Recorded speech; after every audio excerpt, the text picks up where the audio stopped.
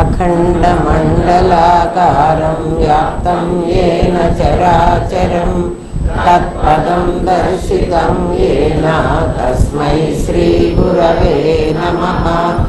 सदाशिवसमारम्भां शङ्कराचार्यमध्यमाम् अस्मदाचार्यपर्यन्तां वन्दे गुरुपरम्परां। गुरुर्ब्रह्मा गुरुर्विष्णु गुरुदेवो महेश्वरः गुरुसाक्षात् परब्रह्मा तस्मै श्रीगुरवे नमः। नित्यानन्दं परमसुखदं केवलं ज्ञानमूर्तिं विश्वातीतं गगनसदृशं तत्त्वमस्यादिलक्ष्यम् एकं नित्यं विमलमचलं सर्वधी साक्षिभूतं भावातीतं त्रिगुणरहितं सद्गुरुं तं नमामि। ॐ सहना भवतु सहनौ भुनक्तु सह वीर्यं करवावहै तेजस्विनावधीतमस्तु मा विद्विषावहै। ॐ शान्ति शान्ति शान्तिः। गुरुदेवा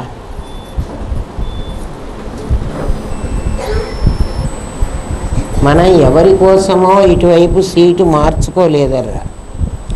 గురువుగారు మన్ని ఈ పొజిషన్లో కూర్చోమన్నారు. ఎందుకు అంటే ఎప్పుడు దక్షిణామూర్తి గురువు దక్షిణాన్ని చూడాలి, శిష్యుడు ఉత్తరాన్ని చూడాలి. ఎందుకంటే ఉత్తరం మోక్ష దిక్కు కాబట్టి మీరందరూ మోక్షం వైపు చూస్తున్నారు.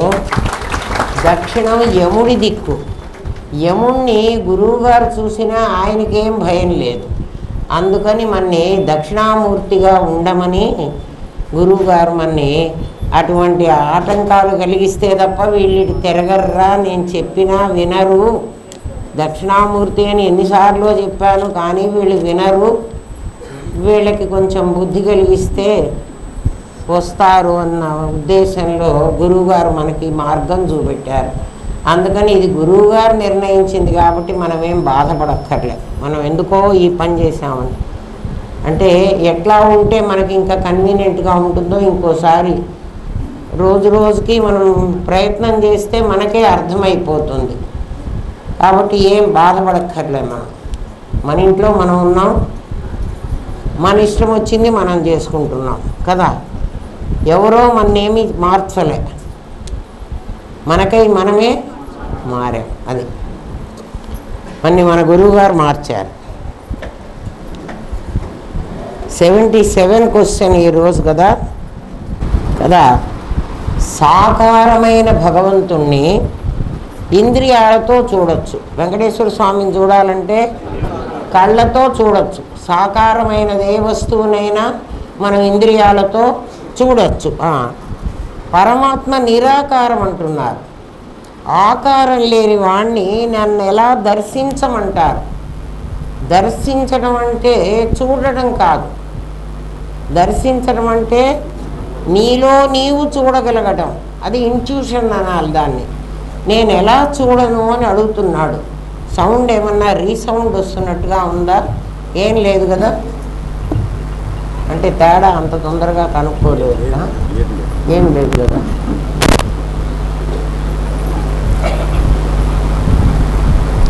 అది అడుగుతున్నాడు. భగవంతుడు నిరాకారం కదా.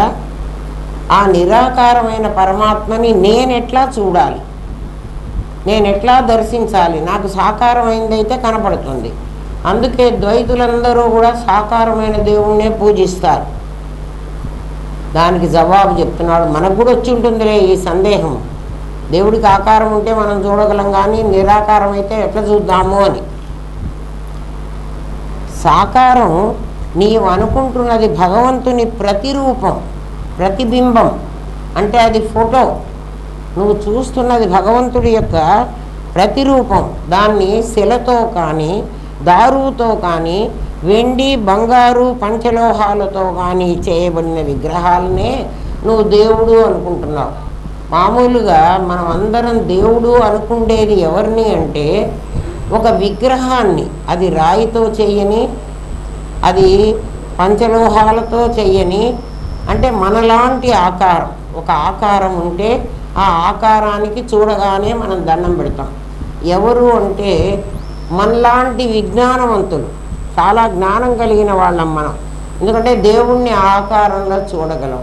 పసిబిడ్డలు ఉన్నారు చూడండి మన ఇంట్లో, అంటే 4 ఏళ్ళు 5 ఏళ్ళు ఆ ఏజ్ పిల్లలు, వాళ్ళ జ్ఞానం లేదని మనం అంటాం. వాళ్ళకే జ్ఞానం ఉంది.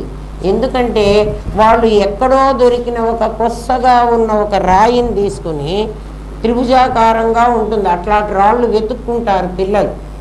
వెతుక్కుని దాన్ని గోడకు పెట్టి ఇది దేవుడు అంటారు. అంటే వాళ్ళకి అది దేవుడుగా కనపడుతోంది, మనకు అది దేవుడుగా కనపడదు, మనకది రాయిగా కనపడుతుంది. అప్పుడు కాబట్టి మనం చాలా జ్ఞానులము, వాళ్ళు అజ్ఞానులు. నిజంగా మాట్లాడితే ఎవరి పిల్లలైనా, పిల్లలందరూ దేవుణ్ణి ఎక్కడ పెట్టుకుంటారు? రాయిలో పెడతారు. ఆ రాయికి కూడా ఆకారం ఉండదు, సాకారం కాదు. అంటే నిరాకారమైన పరమాత్మ పిల్లలకి తెలుసు, మనకి సాకారమైన పరమాత్మే తెలుసు. అంటే దాన్ని బట్టి మనం ఫోటోని ప్రేమిస్తున్నాం, వాళ్ళు ఒరిజినల్ భగవంతుణ్ణి ప్రేమిస్తున్నారు. వాళ్ళు రాయిలో భగవంతుణ్ణి చూశారు, భగవంతుడు ఎవడో వాడికి తెలియదు. అయినా అందరు పిల్లలు ఇళ్లల్లో చూసుకుంటారు కదా, చూసుంటారు మీరు. వాళ్ళకి ఫోటో అక్కర్లా, మనమే వీడు దేవుడు అని తీసుకుపోయి మనం ఫోటో ఇస్తే ఆ ఫోటో పెట్టుకుంటారు. కానీ లేకపోతే రాయే వాళ్ళకి దేవుడు కదా, ఏ రాయి అయినా వాళ్ళకి దేవుడే. మనం ఏమనుకుంటున్నాం అంటే విగ్రహాన్నే దేవుడు అనుకుంటున్నాం. అది మనకు బాగా అలవాటైంది. ఒక్కసారి మన తెలివితో ఆలోచిద్దాము. విగ్రహమే దేవుడైనట్లయితే కదా, దేవాలయం గోపురం మీద ఎన్నో విగ్రహాలు చెక్కి ఉంటాయి, ఉంటాయా? గుడి గోపురం మీద రకరకాల దేవుళ్ళ బొమ్మలు ఉంటాయి. ఒక్కళ్ళైనా ఆ బొమ్మకు దండం పెట్టారా? పెట్టలే. ఎందుకని? గుళ్ళో ప్రతిష్ఠించిన దేవుడికి మాత్రమే దండం పెడతాం మనం. గుడి మీద ఉన్న విగ్రహాలకి మనం కూడా గుళ్ళో ప్రధానమైన దేవుడికి దండం పెట్టి ఆ చుట్టూ దేవుళ్ళు ఉంటే అవన్నీ ఊరికే అట్లా చూసి వచ్చేస్తాం. వాడి ముఖాన మంగళహారతి కూడా లేదు, వాడికి అసలు అర్చన లేదు, అర్చించే పూజారి కూడా ఉండడు. ఎక్కడ? ఆ చుట్టూ ఉన్న విగ్రహాలకి. చుట్టూ ఉన్న విగ్రహానికి మధ్యలో ఉన్న విగ్రహానికి తేడా ఏమిటి? ఎప్పుడైనా మనం ఆలోచించామా? అయితే వాడిని కూడా దర్శిస్తాం. ఎవరిని? ఆ చుట్టూ ఉన్నవాడిని కూడా ఒకసారి చూసి వస్తాం. ఎందుకంటే వాడు ఏడుస్తాడేమో అని కదా. అయ్యో ఆ ప్రధాన దేవుడికి దండం పెట్టి మళ్ళీ నాకు పెట్టకుండా పోయినారే అని అనుకుంటాడేమోనని వాడిని కూడా ఒకసారి మనం చూస్తాం. వాటికి నీవు నమస్కరించడం లేదు. విగ్రహానికే నువ్వు దండం పెడతావంటే వాటికి నువ్వు దండం పెట్టావు. షోరూమ్ వెళ్తాం, బట్టల షాపులు, అక్కడ రకరకాల విగ్రహాలు ఉంటాయి. విగ్రహం అంటే ఏమిటి? మానవ ఆకారం పొందిన బొమ్మలు. ఇది కూడా బొమ్మే కదా, దీనికి మానవ ఆకారమే. మహా అయితే 4 చేతులు పెట్టాం. ఎందుకు 4 చేతులు పెట్టామో మీకు తెలుసునా?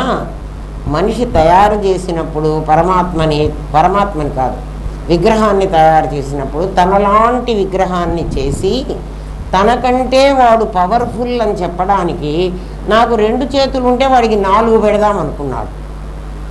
మనకి 2 చేతులే ఉంటాయి, వాడికి 4 చేతులు పెట్టాలి.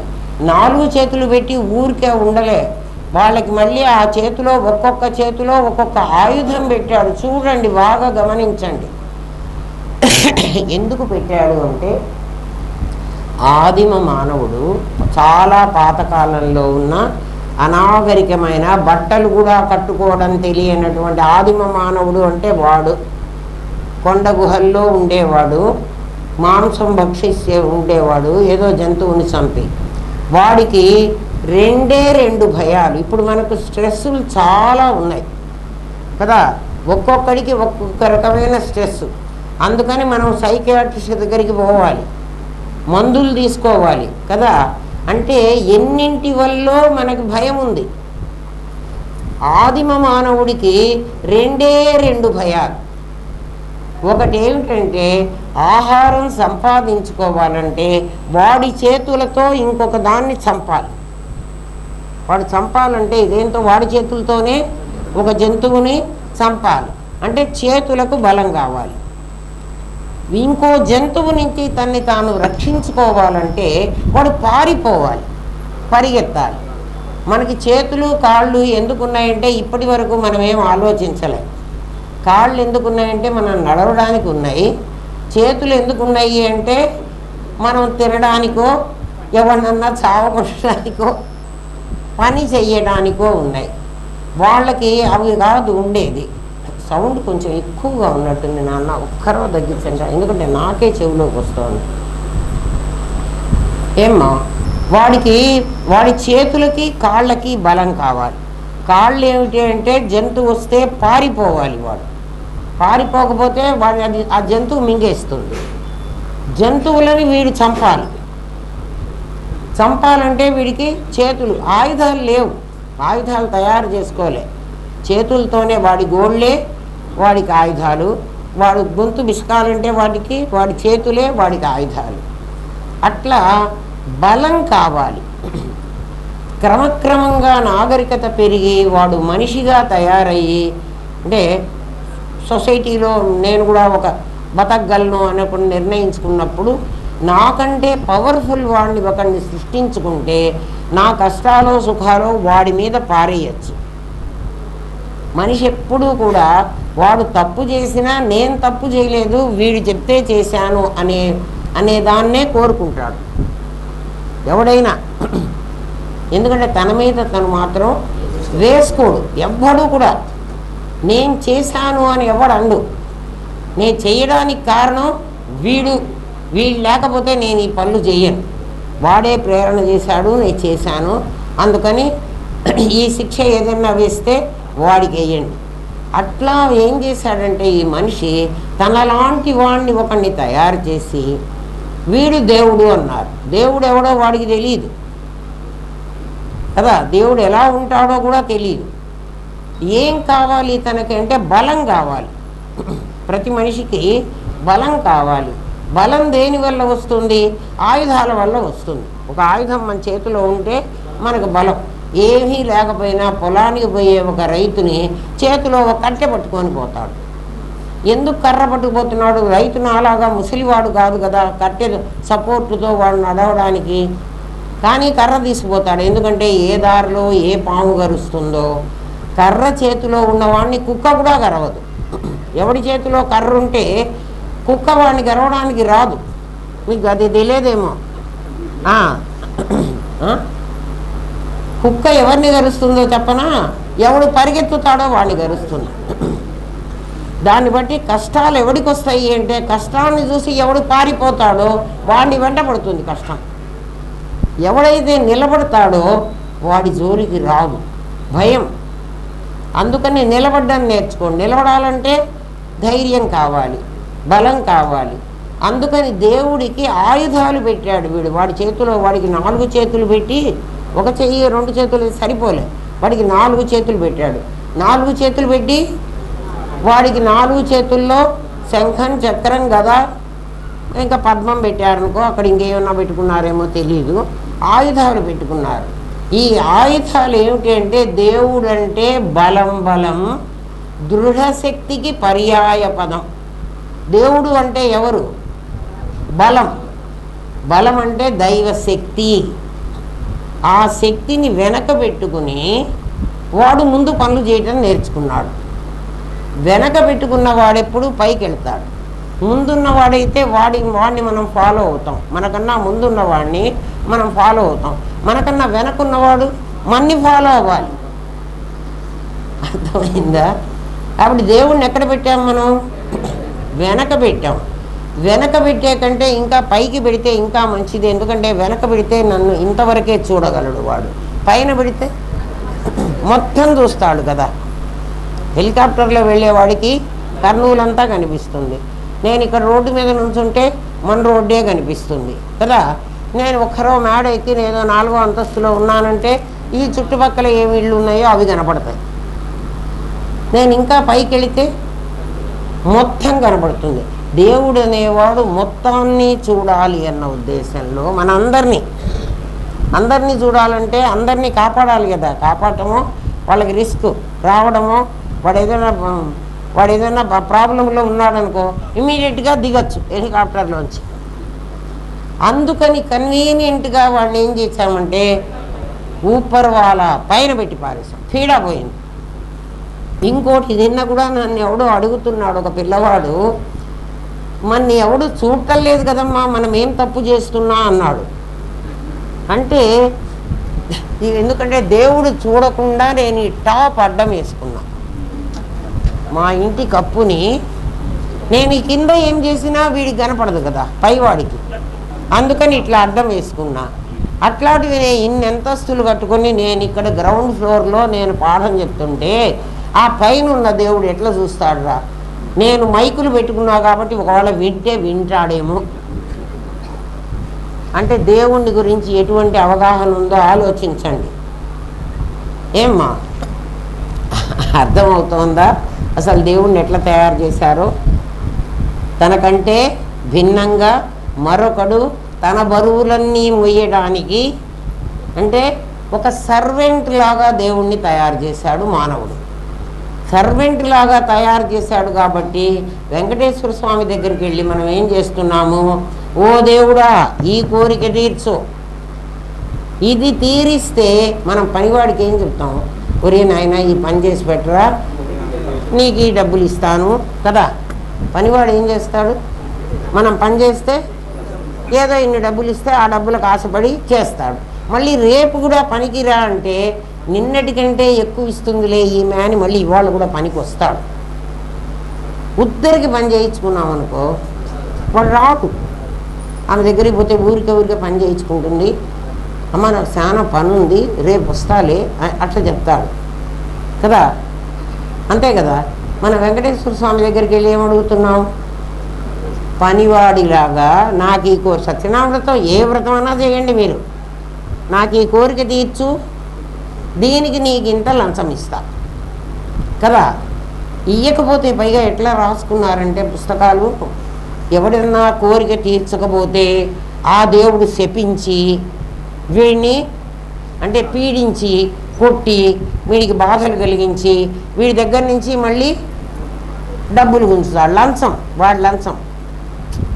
వీడికి ఏదో కష్టం కలిగించాడు, వీడు అడుగుతాడు. మళ్ళీ వీడి కోరిక తీర్చిన తర్వాత రేపు మళ్ళీ కొత్త కోరిక కోరుతాడు వీడు. ఎందుకంటే అది తీర్చాడు కాబట్టి ఇది తప్పక తీరుస్తాడు. దేవుణ్ణి ఏం చేశాం మనం చివరికి, దేవుణ్ణి మనకి పని చేసే సర్వెంట్గా చేశాం. వాడు సర్వెంట్ అయిపోయినాడు. దేనికి లొంగిపోతున్నాడు, మనం ఇచ్చేటువంటి 1000 కొబ్బరికాయలకో 100 కొబ్బరికాయలకో కొబ్బరికాయ ఎందుకు పగల కొట్టుకోమన్నాడంటే దేవుడు, ఒరే నాయన నీకు కారణ శరీరం అని ఒకటి ఉందిరా, అందులోకి కొబ్బరికాయలోకి నీళ్ళు ఎలా చేరతాయో ఎవడు పోయకుండా నువ్వు చేసిన కర్మలన్నీ ట్రాన్స్ఫర్ అయ్యి ఆ గుండులోకి వెళ్ళిపోతాయిరా, అది నీ దగ్గర ఉందిరా. చచ్చిపోయేటప్పుడు అది నీ ప్రాణ కోశంలో నుంచి అది అంటే మనం విడిచే గాలిలో నుంచి ఆ గుండు కాస్త బయటికి వస్తుందిరా, అది ఆకాశంలోకి వెళ్ళిపోతుంది, దానికి వెళ్ళే శక్తి ఉంది. అందులో నుంచి కొంత మాత్రమే నువ్వు ప్రారంధం అనే పేరుతో తెచ్చుకుంటావు. దాన్ని సంచితం అంటారు, దాన్ని లింగదేహం అంటారు. లింగదేహం భంగమైతే కానీ నీకు మోక్షం రాదు. మోక్షం అంటే మళ్ళీ మళ్ళీ జన్మకెళ్ళే పని తప్పిపోతుంది. అందుకని కొబ్బరికాయ కొట్టరా అంటే ఇవాళ కొబ్బరికాయ కొట్టి ఓ నా లింగదేహం భంగమైంది అనుకో, మళ్ళీ నీకు వాసనలు వస్తూ ఉంటాయి. వస్తూ ఉన్నప్పుడు మళ్ళీ రేపు కొబ్బరికాయ రేపో ఎప్పుడో ఇంకో రోజు కొడతావు కదా. రోజు కొబ్బరికాయ కొట్టాలంటే 60 రూపాయలు లేవు. కానీ నిన్ను కొబ్బరికాయ కొట్టమన్నది ఎందుకు అంటే ఒరే నాయనా, నీ కారణదేహంలో అనేక వాసనలు ఉన్నాయి, ఈ వాసనలన్నీ మళ్ళీ మళ్ళీ నిన్ను జన్మకు తీసుకెళ్తున్నాయి. అట్లా మళ్ళీ మళ్ళీ జన్మలకు వెళ్లకుండా ఉండాలంటే నువ్వు లింగదేహాన్ని భంగం చేసుకో. కొబ్బరికాయ కొట్టకుండా ఉన్న కొబ్బరికాయ మొలకెత్తుతుంది, కొట్టిన కొబ్బరికాయ మొలకెత్తదు. కొట్టిన కొబ్బరికాయ మొలకెత్తదు, కొట్టకుండా ఉన్న కొబ్బరికాయ మొలకెత్తుతుంది. నీ లింగదేహం భంగం కాకపోతే మళ్ళీ నీకు జన్మ వస్తుంది. అంటే దాంట్లో మళ్ళీ పుట్టేటువంటి మొలక ఇంకా ఉంది కదా. అందుకని ఆ లింగదేహాన్ని భంగం చెయ్యరా అని చెప్తే దేవుడికి కొబ్బరికాయ కొట్టాలి. కొబ్బరికాయ కొట్టడానికి నాకు డబ్బులు కావాలి కదా. ఆ డబ్బుల కోసం నేను ఏదో ఒక చెడ్డ పని చెయ్యాలి. ఎందుకంటే మరి ఊరికి డబ్బులు రావు కదా. రోజు 60 రూపాయలు కావాలంటే ఎక్కడి నుంచి వస్తాయి? క్రమక్రమంగా నువ్వు తంత్రానికే ప్రాధాన్యత ఇచ్చి ఎందుకు ఈ కొబ్బరికాయ కొడుతున్నాను, ఎందుకు దేవుడికి నేను నమస్కరిస్తున్నాను అన్న సంగతి మర్చిపోయినావు కదా. ఎందుకు ఈ దేవుడికి నమస్కరించడం చూడండి, ఇట్లా ఇది కదా నమస్కారం, ఇది కాదు, ఇది కాదు. వాడెవడో చెప్పి ఇట్లా పెట్టి ఇట్లా అనుకుని ఓ ముద్దు పెట్టుకుంటాడు. అరే ఈ పిల్లలు, కాలేజీ పిల్లలు ఈ మధ్యన అట్లా నేర్చుకున్నారు. అట్లా కూడా కాదు, ఇట్లా ఇది. మరి ఇదే కూడా ఈ ఫీట్ ఇట్లా టచ్ చేస్తారు, ఇదే ముద్దు అంటే ఏం పెడుతున్నాడో వాడికి నాకు అర్థం కాలే. వాడు ఎవడు ఈ సాంప్రదాయాన్ని వాడికి నేర్పాడో కూడా అది కూడా నాకు అర్థం కాలే. ఎందుకంటే కదురా పిల్లలు ఎటదనం పెడుతున్నారు మీరే చెప్పండి. ఈ వేలు ముద్దు పెట్టుకుంటే ధనం అయిపోయిందా? అదేమిటో నమస్కారం ఇట్లా పెడుతున్నాం. ఎందుకు మధ్యలో ఇక ఖాళీ ఉండకూడదు. ఇట్లా నమస్కారం ఎందుకు పెడుతున్నాం అంటే, అయ్యా నా దగ్గర 5 జ్ఞానేంద్రియాలు ఉన్నాయి, 5 కర్మేంద్రియాలు ఉన్నాయి, ఈ రెండింటిని అంటే 10 ఇంద్రియాలు. దీంతో పాటు నా దగ్గర మనస్సు అనే ఇంకో ఇంద్రియం కూడా ఉంది. అది నా లోపల నా తలకాయలో ఉందని నా పెద్దలు చెప్తున్నారు. ఎందుకంటే నీకు బుర్ర లేదుట్రా అంటారు కదా. అంటే బుర్ర ఉంది, అందుకని బుర్రతో సహా ఉంచి అంటే ఏకాదశి ఇంద్రియం కూడా నీకు జోడించి నమస్కారం పెడుతున్నానంటే కంప్లీట్గా నేను నీకు సరెండర్ అయినాను. నేను నీకు సరెండర్ అయినాను. ఎవరికి సరెండర్ అవుతాం? పెద్దవాళ్ళకి అవుతామా, చిన్నవాళ్ళకి అవుతామా? మనకంటే పెద్దవాళ్ళకి అవుతాము. మన భగవంతుడికి కూడా దండం అందుకు పెడుతున్నాం.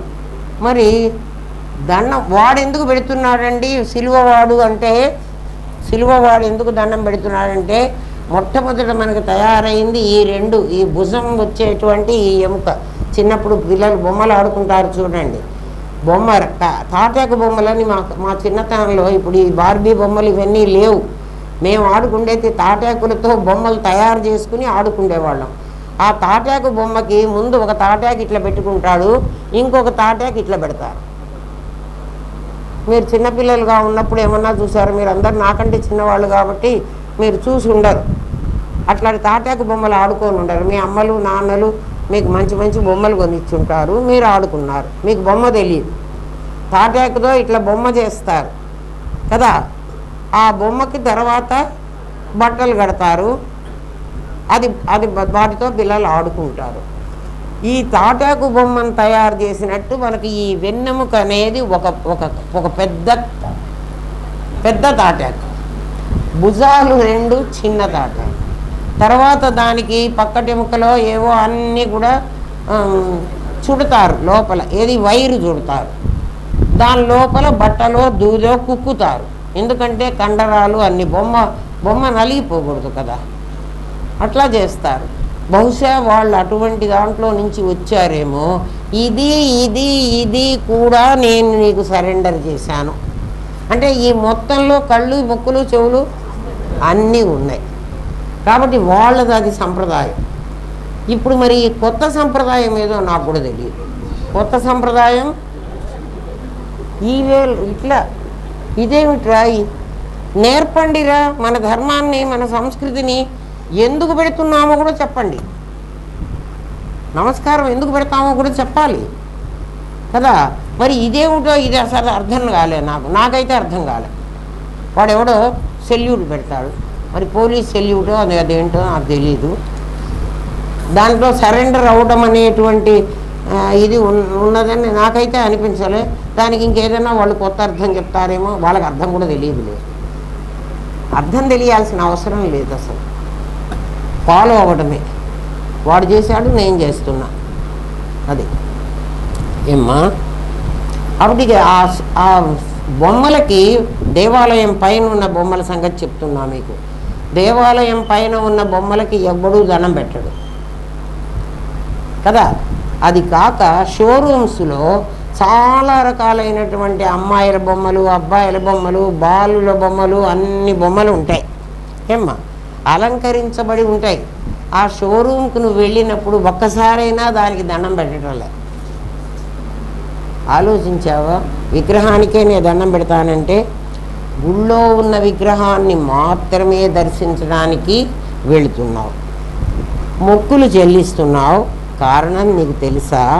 మహనీయులు ఆ విగ్రహానికి మన దగ్గర చూడండి, రూపాయల నోట్లో, 100 రూపాయల నోట్లో మన ప్రింటింగ్ ప్రెస్లో కూడా తయారు చేయొచ్చు. మనం పేపరే కదా, పేపర్తో తయారు చేసుకోవచ్చు. మరి ఆ మనకు చలామణి అవుతున్న మనీ ఎందుకు అది చలామణి అవుతోంది మనీగా, ఇది ఫేక్ మనీగా ఎందుకుంది అంటే దానికి ఆర్బీఐ ముద్ర వేస్తున్నాడు, అవునా కాదా? ఆ ఆర్బీఐ సీల్, గవర్నర్ సంతకంతో ఆర్బీఐ సీల్ వేస్తే అది చెల్లుబడి అవుతుంది, లేకపోతే అది ఫేక్ నోట్ సేమ్ అట్లాగే ఉంటుంది కదా.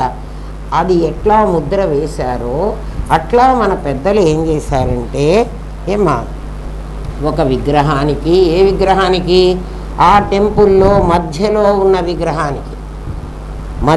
ఉన్న విగ్రహానికి మంత్రపూరితంగా ప్రాణప్రతిష్ఠ చేస్తున్నారు ఏమా. ఎట్లా ప్రాణప్రతిష్ఠ చేస్తున్నారంటే వాళ్ళ శక్తిని ఆ విగ్రహంలోకి ప్రవేశపెడుతున్నారు. మీకు కూడా మీ ఇంట్లో పూజ ఏమన్నా చేసినప్పుడు పురోహితుడు ఒక చిన్న ఒక్క పలుకునో ఒక పసుపు గౌరమ్మనో అక్కడ పెట్టించి మీ చెయ్యి దాని మీద ఇట్లా పెట్టండి అని చెప్తాడు. ప్రాణప్రతిష్ఠాపన మంత్ర సుముహూర్త అని చెప్తాడు. ప్రాణప్రతిష్ఠాపన మంత్రం చేస్తున్నాను అని, అసునీతే పునరస్మాసు అని వాడు మొదలు పెడతాడు కదా. నీ ప్రాణాన్ని దాంట్లో ప్రతిష్ఠిస్తున్నాడు మంత్రంతో. అట్లా ఆ అమ్మవారు ఎవరో ఆ మధ్యలో ఉన్నటువంటి విగ్రహంలో, వాడు దేవుడు కూడా వెంకటేశ్వర స్వామి కూడా కావచ్చు, ఎందుకంటే రోజు ఆయన్నే అంటున్నాం కాబట్టి ఆయన ఎందుకు పవర్ఫుల్ అయినాడో కూడా చెప్పుకోవడం మంచిది కదా. ఊరికే అమ్మ వెంకటేశ్వర స్వామిని వద్దని చెప్తారు. నేను వద్దని చెప్పట్లేదురా, తెలుసుకుని చేయమంటున్నా. వాడిని గురించి తెలుసుకోండి. పిచ్చిగా మా వాళ్ళు కళ్యాణానికి కట్టారండి, మా వాళ్ళు ఇంకో నిజపాద దర్శనానికి, మాకు ₹1,00,00,000 ఉన్నాయి కాబట్టి 24 hours దేవుడి దగ్గర ఉండే దర్శనానికి కట్టామండి. ఎందుకు 24 గంటలు దేవుడి దగ్గర కూర్చుంటాం? నీ ₹1,00,00,000 ఉన్నాయని కూర్చుంటున్నావా? ఒక్కొక్క దర్శనం, ఒక్కొక్క డబ్బులు కట్టడం. ఎందుకంటే వీడి డబ్బులు ఉన్నాయి కదా, అందుకని కడుతున్నాడు. డబ్బులు లేనివాడు నాలాంటి వాడు ఏం చేయాలి? నాలాంటి వాడు దేవుడి దగ్గరికి వెళ్ళకూడదు. ఎందుకంటే దేవుడు అసలు నాలాంటి వాడంటే నవ్వకండి. నా దగ్గర మీరు అనుకునే డబ్బులు లేవు. నా దగ్గర కోట్ల ధనం ఉంది, అది వెంకటేశ్వర స్వామికి అక్కర్లే, అది ఆయనకి అక్కర్లే. మీ దగ్గర ఉన్న డబ్బులే కావాలి కదా. అందుకని నేను వెళ్ళను అంటే వెళ్ళకూడదని కాదు, నేను కూడా వెళతా. అయితే నా దృష్టి వేరే ఉంటుంది, మీ దృష్టి ఇంకో రకంగా ఉంటుంది. ఏమా, దాంట్లో ప్రవేశపెడతారు. దేంట్లో? ఆ విగ్రహంలో. దాన్ని ప్రాణప్రతిష్ఠ అంటారు. మొన్న మనం రాముడి ప్రాణప్రతిష్ఠ చేసి దానిలో ప్రతిష్ఠించాం. విగ్రహ ప్రతిష్ఠ అంటే అది. అంటే నీ ప్రాణాన్ని దాంట్లో, నీ శక్తిని దాంట్లో ప్రవేశపెడతావు. నువ్వెవరివి అంటే నువ్వు పరమాత్మవి, నీకు తెలియదు ఆ సంగతి. నీ శక్తిని వాడిలో ప్రవేశపెడుతున్నారు. ఎవరిలో? ఆ రాయిలో. ఆ ప్రాణశక్తి ఎట్లా ప్రవేశపెడతారంటే, ఒక రాగి రేకులు మొన్న మీరు చూశారు, మీరు చూశారు కదరా, ఒక రాగి రేకు ఇంతది ఉంటుంది. ఆ రాగి రేకు దాంట్లో అది కండక్టర్. అది ఏం చేస్తుందంటే, భూమిలో ఒక ఆకర్షణ శక్తి ఉంది. ఆ శక్తిని ఈ రాగి రేకు లాక్కోగలదు. ఎట్లా లాక్కుంటుందండి అంటే, నువ్వు మామిడి టెంక వేస్తే భూమిలో ఉన్న ఆ స్వీట్నెస్నే లాక్కుంటుంది. నువ్వు వేప విత్తనం వేస్తే భూమిలో ఉన్న చేదు ఎక్కడుందో, భూమిలో అన్నీ ఉన్నాయి, ఆ చేదునే లాక్కుంటుంది. ఈ నేలలో కొంచెం దగ్గర ఇక్కడ మామిడి చెట్టు, ఇక్కడ వేప చెట్టు వేయండి. వేప చెట్టుకు చేదు కాయలే కాస్తాయి, మామిడి చెట్టుకి తీపి కాయలే కాస్తాయి. తీపి కాయలు కాయవు, మామిడి చెట్టుకు వగరు కాస్తుంది, వగరు పుల్లగా మారుతుంది, పులుపు తీయగా మారుతుంది. అది పండుగ తినడానికి యోగ్యతగా ఉంటుంది. అది 4 స్టేజెస్లో: సాలోప్య, సామీప్య, సారూప్య, సాయుజ్య. వేప అట్లా కాదు, డైరెక్ట్గా వేప చిన్న ఇంతదైనప్పటి నుంచి వేప ఆకు చేదే, వేప కొమ్మ చేదే, వేప రెమ్మ చేదే, వేప పువ్వు చేదే, వేప మొగ్గ చేదే, వేపకాయ చేదే, అన్నీ చేదే. మామిడి అట్లా కాదు. మరి మామిడికి ఈ శక్తి ఎక్కడి నుంచి వచ్చింది అంటే, మీరందరూ ఏమంటారంటే గింజలో ఉందండి ఆ శక్తి అంటారు. గింజ పగలగొట్టు, అందులో ఏది కొమ్మ అవుతుంది, ఏది రెమ్మ అవుతుంది నీకు తెలియదు. అయితే గింజలో ఉండకపోతే భూమిలో నుంచి ఎట్లా గింజలో ఏ పదార్థం ఉందో సూక్ష్మంగా అదే భూమిలోంచి స్థూలంగా లాగేసుకుంటుంది. ఎవరి శక్తి వాళ్ళు లాక్కుంటారు. అర్థమవుతుందా? మన శరీరంలో కూడా మనకి రక్తంలో ఒక శక్తి ఉంది. ఆ రక్తంలో కంటికి కావలసిన శక్తి కన్ను లాక్కుంటుంది కదా. ఆ రక్తంలో నీ శరీర అవయవాలకి ఎవరెవరికి ఎవరికి ఒకళ్ళకి ఓ విటమిన్ కావాలి, ఇంకొకళ్ళకి ఇంకోటి కావాలి కదా. అట్లా అది అన్నీ ఎవరికి కావాల్సింది వాళ్ళు లాక్కుంటారు. అట్లా భూమిలో ఉన్న శక్తిని కూడా లాక్కుంటుంది. ఈ రాగి రేకు, మనం రాగి చెంబు ఇక్కడ పెడతానండి, మా రాగి చెంబు కూడా లాక్కుంటుందా అంటే, మీ రాగి చెంబు లాక్కోదు. మా రాగి చెంబులో నీళ్లు తాగితే చాలా శక్తి వస్తుంది, రాగి చెంబులు తాగుతుంటారు కదా, మీ రాగి చెంబు లాక్కోదు. ఎవరు లాగుతున్నారంటే, పైన విగ్రహంలో నీ ప్రాణాన్ని ప్రతిష్ఠించావు, దాని కింద రాగి రేకు పెట్టుకున్నావు. ఆ రాగి రేకు భూమిలో నుంచి లాక్కుంటుంది ఆ శక్తిని. అందుకు వెంకటేశ్వర స్వామి పవర్ఫుల్. అర్థమైందా? మిగిలిన విగ్రహాలు అది పెట్టలే, ఆ రాగి రేకు వాటికి లేదు. ఒకవేళ పెట్టినా దీనిలాగా ప్రాణప్రతిష్ఠ చెయ్యలే, ఎంతో మంత్రం చెయ్యాలి, దానికి ఈ రాగి రేకులో ప్రతిష్ఠించాలి. రాగి శక్తిని ప్రవహింపజేస్తుంది. భూమిలో ఉన్న గురుత్వాకర్షణ శక్తిని రాగి గ్రహించి ఆ విగ్రహానికి అందజేస్తూ ఉంటుంది. ఆ శక్తి నిరాకారం. మన ఇంట్లో పూజాధికారులు నిర్వహించేటప్పుడు మన పురోహితుడు ఒక వక్కను కానీ, పసుపు గౌరిని కానీ, లోహపు రూపును కానీ, దేవుడి చిత్రపటాన్ని కానీ ప్రతిష్ఠించి, దేవుడి చిత్రపటం ఏమి రాత సత్యనారాయణ స్వామి ఫోటో, ఆ ఫోటోలో కూడా నీ శక్తిని ప్రేరణ చేస్తాడు. తర్వాత ఆ శక్తిని మళ్ళీ తనలోకి తీసేసుకోమంటాడు, ఆయనే చెప్తాడు. అయితే తీసేసుకోవడం, పుచ్చుకోవడం మనకు ఆ సంగతి తెలియదు. ఆయన మంత్రం చదువుతూ ఉంటాడు.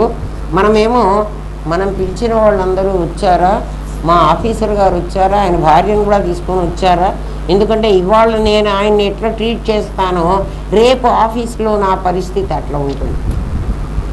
అది మనకు అంటే మనము ఈ ప్రాణ ప్రతిష్ఠ చేస్తున్నామా, తిరిగి మనలోకి ఆ శక్తి తీసుకుంటున్నామా మనకి తెలియదు. ఎందుకంటే మనకు చాలా డబ్బులు ఉన్నాయి, మనం వ్రతం చేస్తున్నాం అంతే. మనకు కావాల్సింది ఎందుకు చేస్తున్నామో తెలియదు. పైగా ఎందుకు చేస్తున్నారంటే, మా అమ్మాయి పెళ్లి చేస్తే నేను మొక్కున్నానండి దేవుడికి, వాళ్ళ అమ్మాయి పెళ్ళి ఆ దేవుడు చేశాడు కదా.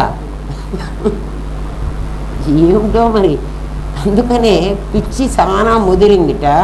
ఎవడో అన్నట్ట, నాకు పిచ్చి బాగా తగ్గిపోయింది, రోకలి తలకేసి చుట్టండి అన్నట్ట. రోకలి ఇంకా రోకల్ని తలకెట్లా చుట్టాలి, వాడికి పిచ్చి ముదిరింది బాగా, కానీ పిచ్చి తగ్గిపోయింది అన్నాడు. పిచ్చి లేదు ఇప్పుడు అని అంటే ఏం చేస్తున్నాడో వాడికి. మనం చేస్తున్న పని అది. మిమ్మల్ని తిట్టటల్లా మీకు తెలియని విషయాన్ని మీరు గుడ్డిగా ఫాలో అవుతున్నారా, గుడ్డిగా ఫాలో అవ్వండి, అదే పని చెయ్యండి, తెలిసి చెయ్యండి. ఒక్కను కానీ పసుపు గౌరిని కానీ లోహపు రూపును కానీ దేవుడి చిత్రపటాన్ని కానీ ప్రతిష్ఠించి మన ప్రాణశక్తితో మంత్రంతో దాని యందు ప్రవేశింపజేస్తాడు. ఎవరు? ఆ పురోహితుడు. ఇప్పటి వరకు డబ్బాలో ఉన్న పసుపు గౌరీ అయి గోడకున్న పటము దేవుడై పూజలు అందుకుంటున్నారు. మనం ఇంత చేసి వాడిని దేవుడు అని అనుకుంటున్నాం, ఆ పటాన్ని దేవుడు అనుకుంటున్నాం. మన గోడకున్న పటాన్ని దేవుడు అనుకోవటంలే. మనం ఎవరిని దేవుడు అనుకుంటున్నాం? పూజ చేయడానికి అక్కడ పెట్టి మంత్రంతో వాడిలో ప్రాణ ప్రతిష్ఠ చేసిన వాడినే దేవుడు అనుకుంటాం. మన ఇంట్లో చిన్న 4 ఏళ్ళ 5 ఏళ్ల పిల్లలు ఏం లేకుండానే దేవుడు అనుకున్నాడు. అంటే వాళ్ళకి దేవుడు సర్వాంతర్యామి అని తెలుసు. ఎవరికి? పిల్లలకు. ఎందుకండి వాళ్ళకు తెలిసి మాకెందుకు తెలియదు అంటే, మనకు కూడా ఆ ఏజ్లో తెలుసు. తర్వాత మనం ఏం చేసామంటే ఒక్కొక్కటి లేయర్స్ వేసుకుని అది పోగొట్టుకున్నాం. ఏది పోగొట్టుకున్నాం? దేవుడు అంతటా ఉన్నాడనేది పోగొట్టుకుని దేవుడు ఒక చోట్లోనే ఉన్నాడనేది బాగా నేర్చుకున్నాం. ఆ పసిబిడ్డలకి వాళ్ళు స్నానం చెయ్యక్కర్లేదు కదా. పిల్లలు ఆడుకునేటప్పుడు స్నానం చేసి ఆటకపోతున్నారా? వాళ్ళు మడిగట్టుకోక్కర్లేదు కదా. వాళ్ళకి మనలాగా మంచి పువ్వులో పండ్లో అటువంటి పదార్థాలు రాక్కర్లేదు. పిల్లలు ఎట్లా ఆడుకుంటారంటే, మా గురుదేవులు మాకు అదే చెప్పేవాళ్ళు, నీ పిల్లలే నీకు చెప్తారు నేర్చుకోమని. నాకు అప్పుడు తెలిసేది కాదు. నా పిల్లలు నాకెట్లా చెప్తారు? చిన్న పసివాళ్ళు, ఒక 5 ఏళ్లవాడు, ఒక 3 ఏళ్ళది, ఒక ఏడాది, వీళ్ళ నాకు చెప్పేవాళ్ళు అని నేను అనుకునేదాన్ని. మీ పిల్లలే మీకు చెప్తారంటే మా పిల్లలకి సర్వత్రా భగవంతుడు ఉన్నాడని తెలుసు. మా పిల్లలకు కాదు, మన అందరి పిల్లలకి, మనకు కూడా. ఎప్పుడు? మన బాల్యంలో. తర్వాత మనకి ఎందుకు తెలియలేదు అంటే, ఈషణత్రయాలు 3 ఒక్కొక్కటి దుప్పటి కప్పేసుకుంటే దేవుడు అంతటా ఉండడు, ఫోటోలో మాత్రమే ఉంటాడు, లేకపోతే గుళ్ళో మాత్రమే ఉంటాడు అనేది మనకి తెలిసింది. మనకి వాళ్ళకి తేడా ఏమిటో మీరే అర్థం చేసుకోండి. అంటే అప్పుడు మన పిల్లలు గొప్పవాళ్ళ, మనం గొప్పవాళ్ళమా? పిల్లలే గొప్పవాళ్ళు. అందుకే ఏమన్నారో తెలిసినా, పిల్లలు దేవుళ్ళుట. అవును కదా. పిల్లలు ఎవరు? వాళ్ళే దేవుళ్ళు. వాళ్ళని అడగండి, మీకు ఖచ్చితంగా ధర్మం న్యాయం చెప్తారు కదా. పిల్లల్ని అడగండి, ధర్మము న్యాయము వాళ్ళు సరిగ్గా చెప్తారు. అంటే పిల్లలు పెద్దలైన పిల్లలు కాదు. మాకు పిల్లలే కదండి వాళ్ళు అంటే, మీకు పిల్లలు కాదు, వాళ్ళు పిల్లలుగా ఉన్న పిల్లలు. అటువంటి వాళ్ళని అడగండి. వాళ్ళని ఏం అడుగుతామంటే, నీకు అమ్మ ఇష్టమా నాన్న ఇష్టమా అని అడుగుతారు పిల్లలు. చాలా వరకు నాకు అమ్మే ఇష్టం అంటుంది ఆ పిల్ల. ఎందుకని అంటుంది? ధర్మం అమ్మే ఇష్టం కావాలి. ఎందుకంటే అమ్మే నిన్ను కన్నది, నీకు ఈ బాడీ ఇచ్చిందే అసలు అమ్మ. అందుకని ఆ చిన్న పిల్లలు ఎందుకే నీకు నాన్న ఇష్టం కాదా అంటే, వాళ్ళ తర్వాత ఏం చెప్తారంటే, నాన్న ఎప్పుడైనా కోపడతాడు, ఎప్పుడైనా ఒక దెబ్బేస్తాడు కదా. అమ్మ అయితే అమ్మ కొట్టినా కూడా అమ్మే ఇష్టం. ధర్మం చెప్తున్నారు వాళ్ళు, మనకు తెలియదు ఆ ధర్మం కదా.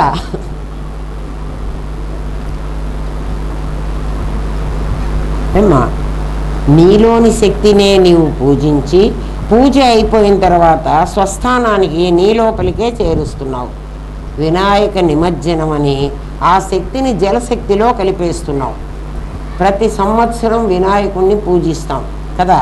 వినాయకుడిని తీసుకెళ్ళి మళ్ళీ హుస్సేన్ సాగర్లో పడేస్తాం కదా. వినాయకుడిని ఎక్కడ పడేస్తున్నారు? కేసీ కెనాల్లో పడేస్తున్నాం. ఎంత మంచి వాటర్ కదా కేసీ కెనాల్లో. మరి తీసుకుపోయి ఇన్నెన్నటి దాకానేమో పూజ చేస్తేవి, టెంకాయలు కొడుతీవి కదా. అంటే మైకులు పెట్టుకొని పాటలు పద్యాలు, డ్యాన్సులు, క్యాబరా డ్యాన్సులు కూడా చేయిస్తవి.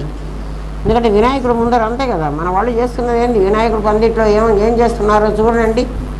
సినిమా పాటలు, వాడికి తగ్గ డ్యాన్సులు, కనీసం భజన కూడా చేయరు.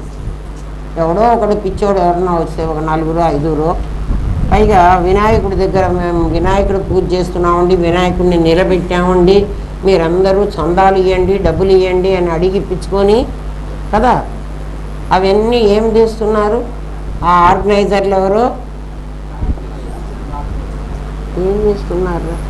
వినాయకుడి నిమజ్జనం హైదరాబాదులో చూడండి, ఒక్కొక్క దేవుణ్ణి ఒక్కొక్క వీధిలోంచి వస్తారు. వాళ్ళు పాపం చక్కగా అన్నీ కాషాయ బట్టలే వేసుకుంటారు, బాగా పెద్ద పెద్ద బుట్టు కూడా పెట్టుకుంటారు, వాళ్ళందరూ తాగుంటారు.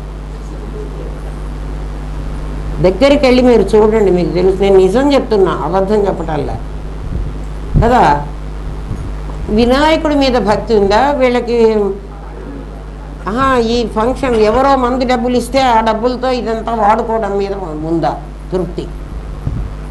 ఎవ్వడు దీన్ని ఖండించేవాడు లేడు. మాకెందుకులే అని పోతే అందరూ అట్లాంటి వాళ్ళే అయిపోతారు. చివరికి వచ్చేటప్పటికి నీ ఇంట్లో నువ్వు పూజ చేసుకోవడానికి, నీ ఇంట్లో నువ్వు పాఠం చెప్పుకోవడానికి కూడా నీకు వీలు లేని పరిస్థితులు వస్తాయి. అర్థమైందా? ఎవడికి వాడు అనుభవిస్తే వాడికి తెలుస్తుంది. వినాయకుడిని గణపతి వాడి పేరు. వాడు ఏం కావాలంటే ప్రతి సంవత్సరం గణపతిని పెడుతున్నాం. గణపతి నేనే. నన్ను ఎవరు తయారు చేశారు?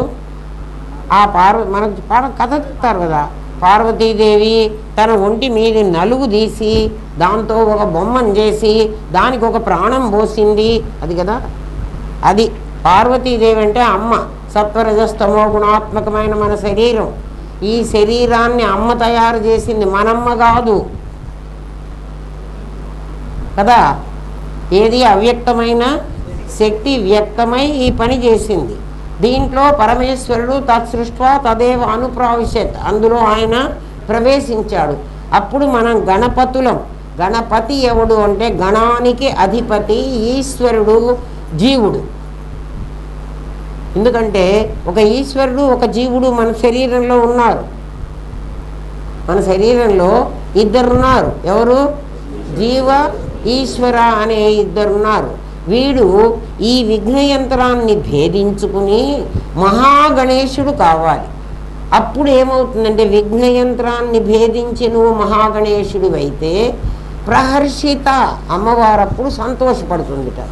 నువ్వు అట్లా కాకుండా గణపతివే అయితే ఎవ్రీ ఇయర్ నువ్వు పుడుతూ ఉంటావు. ఎవ్రీ ఇయర్ నీ బతి హుసేన్ సాగర్లో పడి సాగటం. అక్కడ హుసేన్ సాగర్లో పడి వస్తున్నాం. ఇక్కడ కెనాల్ కాదురా, మనమే గణపతిలో మనమందరం జమ్మి చెట్టు దగ్గర పోతున్నాం అంతే.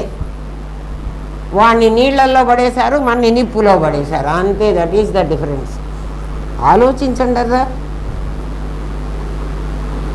ఏం చేస్తున్నాం మనం? ఈ మూడు పెట్టుకొని మనం ఆ మూడిటి కోసమే 24 hours కష్టపడి ఏం చేస్తున్నామో మనకు తెలియదు. వెళ్ళి మనం ఏమవుతున్నాం? మళ్ళీ నిమజ్జనం అయిపోతున్నాం అంటే మునిగిపోతున్నాం. ఎక్కడ? హుసేన్ సాగర్లో కాదు, ఈ గణపతి సంసారం అనే మహాసాగరంలో మునుగుతున్నాడు వీడు. దుంపదేగా ఎన్నిసార్లు మునిగినా మళ్ళీ మహాగణేశుడు అవుదామనే బుద్ధి లేదు వీడికి. వీడు మహాగణేశుడు ఎట్లా కావాలి? విఘ్నయంత్రాన్ని భేదించాలి. విఘ్నయంత్రం భేదిస్తేనే అమ్మవారు ఒకటి. అంటే ఇది ఎట్లుంటుందంటే మీకు బాగా అర్థమయ్యేటి చెప్తా చూడండి. పిల్లలతో అమ్మ ఆడుకుంటుంది. ఎట్లా ఆడుకుంటుందంటే అమ్మ ఒక చోట దాక్కుని ఒరే అని ఆ పిల్లవాడిని ఏదో పేరు పెట్టి పిలుస్తుంది. ఈ వీడు ఎక్కడుందో వాడు కనుక్కోవాలి కదా. ఆ ఇంట్లోనే పాపం వాడికి ఇప్పుడిప్పుడే అడుగులు వస్తున్నాయి, వాడికి నడక కూడా సరిగ్గా రాదు. అంటే అప్పటి నుంచే అమ్మ తనని గుర్తించమని అడుగుతోంది కదా. వాడు కొంతసేపు అటు ఇటు వెతుకుతాడు ఆ అమ్మ కోసం. ఆ అమ్మ కనపడలేదనుకో వాడు ఏడుస్తూ కూర్చుంటాడు. ఏడుస్తూ కూర్చోగానే అమ్మ పరిగెత్తుకొని వస్తుంది. ఇప్పుడు మన గణేశుడు ఏం చేస్తున్నాడంటే మనమేం చేస్తున్నామంటే హాయిగా అమ్మ చెప్పింది, ఒరే నాయన నేను ఇక్కడ ఉన్నానరా నన్ను కనుక్కోరా అంది. నేను ఎక్కడున్నానో నన్ను కాస్త కనుక్కోరా అని కాసేపు మనం అమ్మ అమ్మ అని వెతికాము కదా. ఎంతవరకు వెతికామంటే మనం 5 years వరకు 6 years వరకు వెతికాం.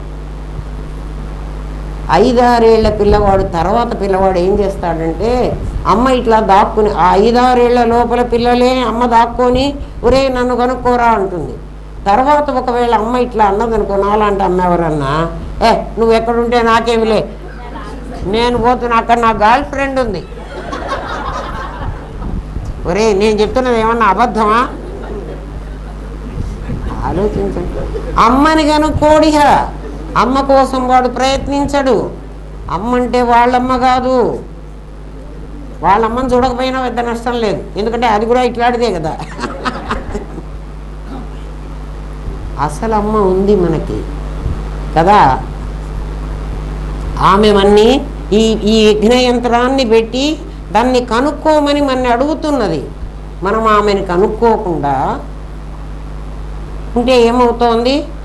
గణపతికి పూజలు చేస్తున్నానరా, 10 రోజులు అయిపోయిన తర్వాత 10 రోజుల లోపల ఆ గణపతి మహాగణేశుడు కావాలి. వాడు కావటంలే, వాడు ఎందుకంటే మట్టి గణపతి కదా, అందుకని వాడు కాడు.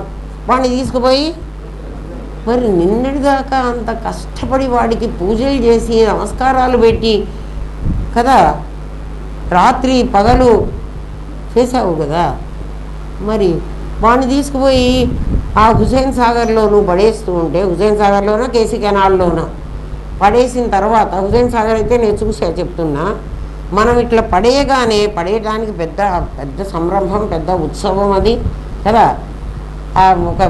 ఒక బల్లకట్టు కట్టేస్తారు, దాని మీద పెడతారు, దాంట్లోంచి దొర్లిస్తారు, దాంతోపాటు మనుషులు కూడా దొర్లుతారు, కొన్నిసార్లు వాళ్ళు చేస్తారు, అట్లాంటివేవో జరుగుతాయి. మనం అక్కడే నుంచొని చూస్తూ ఉంటే ఇంకా కొంతమంది ఆ నీళ్ళల్లోకి దిగి ఆ గణేశుని అంతా కరిగిపోతుంది. ప్లాస్టర్ ఆఫ్ ప్యారిస్ కదా, కరిగిపోతుంది. అక్కడ ఉన్న ఆ కడ్డీలు, లోపల ఇనప కడ్డీలు ఉంటాయి, చువ్వలు, అవన్నీ ఎత్తుకొని పోతారు మనం చూస్తుండగానే.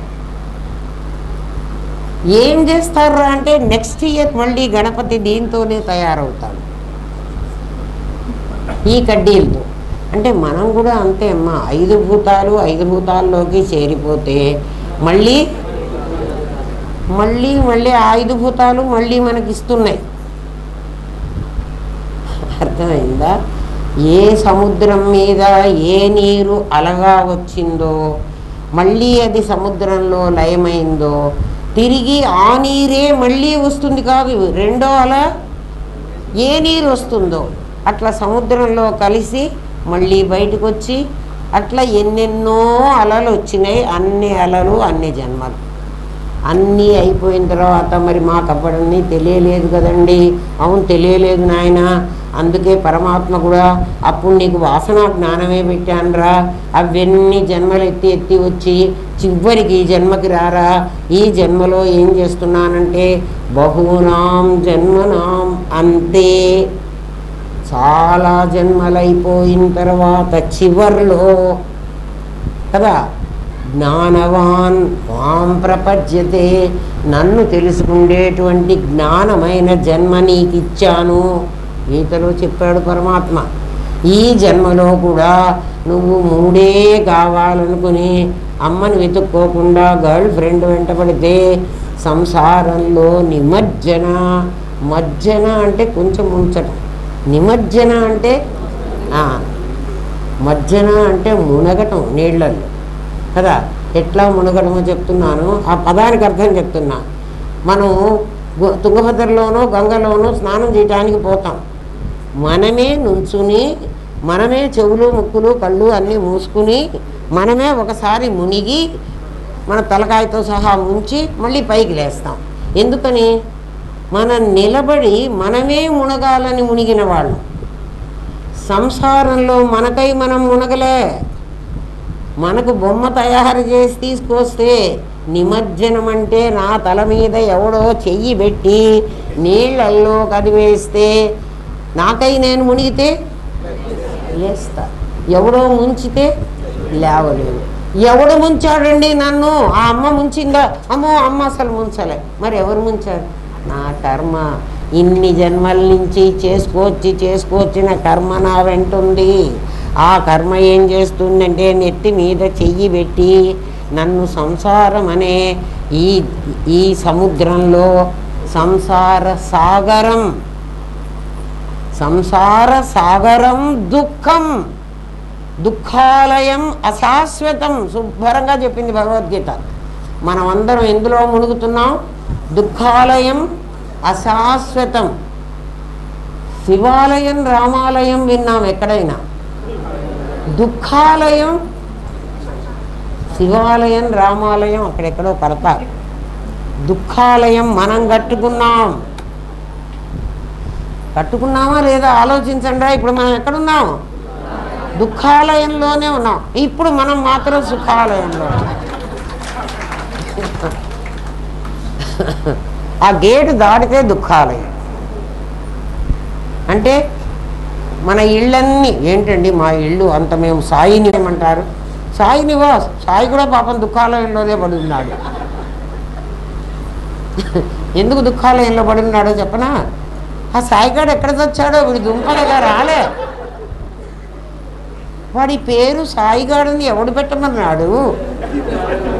ప్రతి వాడికి. నిన్న కూడా ఎవడో నేను ఒకటి పేరు విన్నాను. పొద్దునే సూరజ్ సాయి, వాడు కూడా సాయి. ఫోన్లే సాయి పేరు పెట్టుకున్నారు. వాడిని చాలా గౌరవంగా పిలువు. అట్లా పిలవడు. వాడు ఎక్కడికో పోయి ఉంటాడు, పొద్దునగా పోయినాడు. సాయిగాడు ఇంకా ఇంటికి రాలే. ఈ మాట మీరు వింటున్నారా లేదా? విన్నవాళ్ళు ఎవరైనా వెంటనే ఏమిటి బాబా పేరు పెట్టుకుని వేట వాడిని తిడుతున్నామని వాడిని చెంప చెళ్ళు మనం అనిపించద్దు. మీరు ఎవరన్నా అమ్మ మాకు ఎందుకండి, మాకు అనవసరం. వాళ్ళ పిల్లవాడిని వాళ్ళు తిట్టుకున్నారు. ఎందుకంటే నీకు సత్యం మాట్లాడడం భయం. సత్యం మాట్లాడితే ఎవడన్నా కొట్లాడకు వస్తాడేమో అని నీకు భయం. అసత్యం అయితే బాగా మాట్లాడతావు కదా. వాడికి సాయి పేరు పెట్టారంటే అర్థం ఏమిటి? వాడు సాయి వంటి వాడు సాయి అవ్వాలి. వాడిని సాయి అవనిస్తున్నావా? మరేం చేస్తున్నావు? నువ్వు నేర్పిస్తున్నావు. ఏం నేర్పిస్తున్నావు? వాడి చేతికి బిస్కెట్ ప్యాకెట్, వాడే అసలు ఇవ్వలే బిస్కెట్ ప్యాకెట్ ఇచ్చేది. నువ్వు తర్వాత ఏం చేస్తావు? ఒరేయ్ దాచిపెట్టుకోపో, దోచుకో, దాచుకో కదా. దొరికినంత దోచుకో, ఎంత వీలైతే అంత దాచుకో. ఇంకా కొంత ఏం చేస్తావు అంటే నీ పర్సనల్గా ఖర్చు పెట్టుకో. నీ పర్సనల్, వాడికి కాదు. ఎందుకురా సొసైటీ బాగుపడుతుంది? బాగుపడాలంటే ఎట్లా బాగుపడుతుందిరా? ఏమ్మా ఆలోచించండి రా. ఆవేదనతో చెప్తున్నాను రా. సమాజం పాడైపోతోంది. ఎంతో కష్టపడి మన ఋషులు నిర్మించిన సమాజం ఇది. మనం ఏం చేస్తున్నాం? పాడి చేసుకుంటున్నాం. ఎందుకంటే వాళ్ళు వజ్రాలతో మనకు మేడ కట్టిస్తే ఆ వజ్రాన్ని గుర్తించక దాన్ని అవతల బారేసి గాజు మేడ కట్టుకుని, గాజుతో అంటే అద్దాల మేడ కట్టుకున్నాం. అది మరి గ్రేట్ కదా.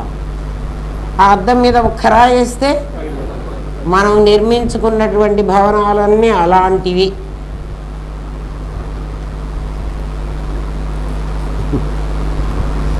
ఏమ్మా నిమజ్జనం అంటే అది అర్థం. నిమజ్జనం అంటే ఎవడో మనల్ని నెత్తి మీద చెయ్యి పెట్టి అణగదొక్కుతున్నాడు. మనకై మనం లేవడానికి. మజ్జనం అంటే మనకై మనం మునిగాం, మనకై మనం లేస్తాం. సంసారంలో మనకై మనమే మునిగాం. ఎందుకని? సంసారంలో ఎవడికై వాడు ఇష్టమై పెళ్లి చేసుకున్నాడు రా. ఎవడో బలవంతంగా మనకు పెళ్ళిళ్ళు చేయలే. ఏంట్రా ఇష్టమై పెళ్లి చేసుకున్నారు కదా. లేదండి అదేమిటో వీడియోల కోసమని, ఫోటోల కోసమని మేము పెళ్లి చేసుకున్నామని ఎవరన్నా అంటారా? కాదు. మీకై మీరు ఇష్టపడితేనే మీ అమ్మ నాన్న పెళ్లి చేశారు.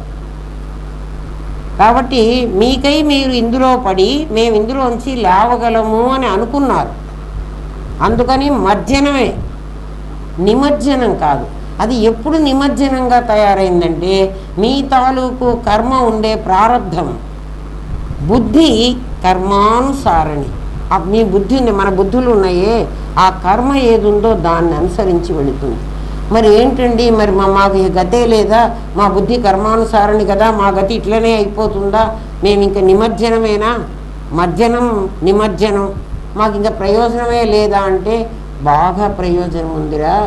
ఈ నిమజ్జనం కాకుండా, ఈ ప్రారంధం మిమ్మల్ని బాధించకుండా ఒక శక్తి మిమ్మల్ని కాపాడుతుంది, అదే గురుశక్తి. అది మిమ్మల్ని అడ్డం వేస్తుంది. అడ్డం వేసి నువ్వు ఈ మార్గంలో ప్రయాణం చేయరా నాయన, వాడు చెప్పిన మార్గంలో ప్రయాణం చేయి, ఈ సంసారంలోంచి బయటపడే మార్గం వాడు చూపిస్తాడు. అర్థమైందా? ప్రారబ్ధాన్ని కూడా అధిగమించేటువంటి శక్తి. ఎట్లా అధిగమించగలనండి? ప్రారబ్ధాన్ని అవశ్యం అనుభోక్తవ్యం, కృతం కర్మ శుభాశుభం అని మీరే చెప్పారు కదా. మేము ప్రారబ్ధాన్ని ఎట్లా అధిగమిస్తాము అంటే కర్మణ్యకర్మ యః పశ్యేత్, వెంటనే చెప్తాడు పరమాత్మ, నాయన నువ్వు కర్మ చెయ్యి, కర్మలో అకర్మను చూడటం నేర్చుకో. కర్మలో అకర్మను చూస్తే కర్మ నిన్నంటదు. కర్మ నిన్నంటకపోతే నిన్ను నిమజ్జనం చేసేవాడెవడు ఉండడు. అది గురువు చెయ్యగలడు. చెయ్యగలడు అంటే వాడు చేత్తో చేస్తాడా? లేదు, వాడు చెప్పిన మాట చెప్తాడు, అది వింటే నువ్వు ఇందులోంచి బయటపడతావు. మేము వింటున్నామండి, మేము రోజు అమ్మా మీ కాడ నేను 40 ఏళ్ల కింద తీసుకున్నా శక్తి.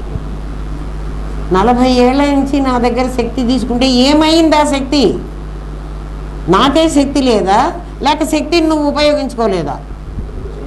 ఆలోచించుకోరా. 40 ఏళ్ల కల్లా 4 రోజుల కింద తీసుకున్నా అదంతే. నువ్వు ఉపయోగించుకోకపోతే నీకు 1 కోటి రూపాయలు ఇచ్చి ఒరే వ్యాపారం చేసుకోరా అన్నాను అనుకో, ఆ 1 కోటి రూపాయలు బ్యాంకులో FDలో వేసేసుకొని లాక్ చేసేసుకుంటే, లేకపోతే నువ్వు వ్యాపారమే చేయకుండా అది 1 కోటి రూపాయలు పెట్టెలో పెట్టి తాళం వేసేసుకుంటే 1 కోటి రూపాయలు నీకు బాగా పెరుగుతాయి కదా. మరి ఇది అంతే. అర్థమైందా? ఏమో నీ ఇష్టం.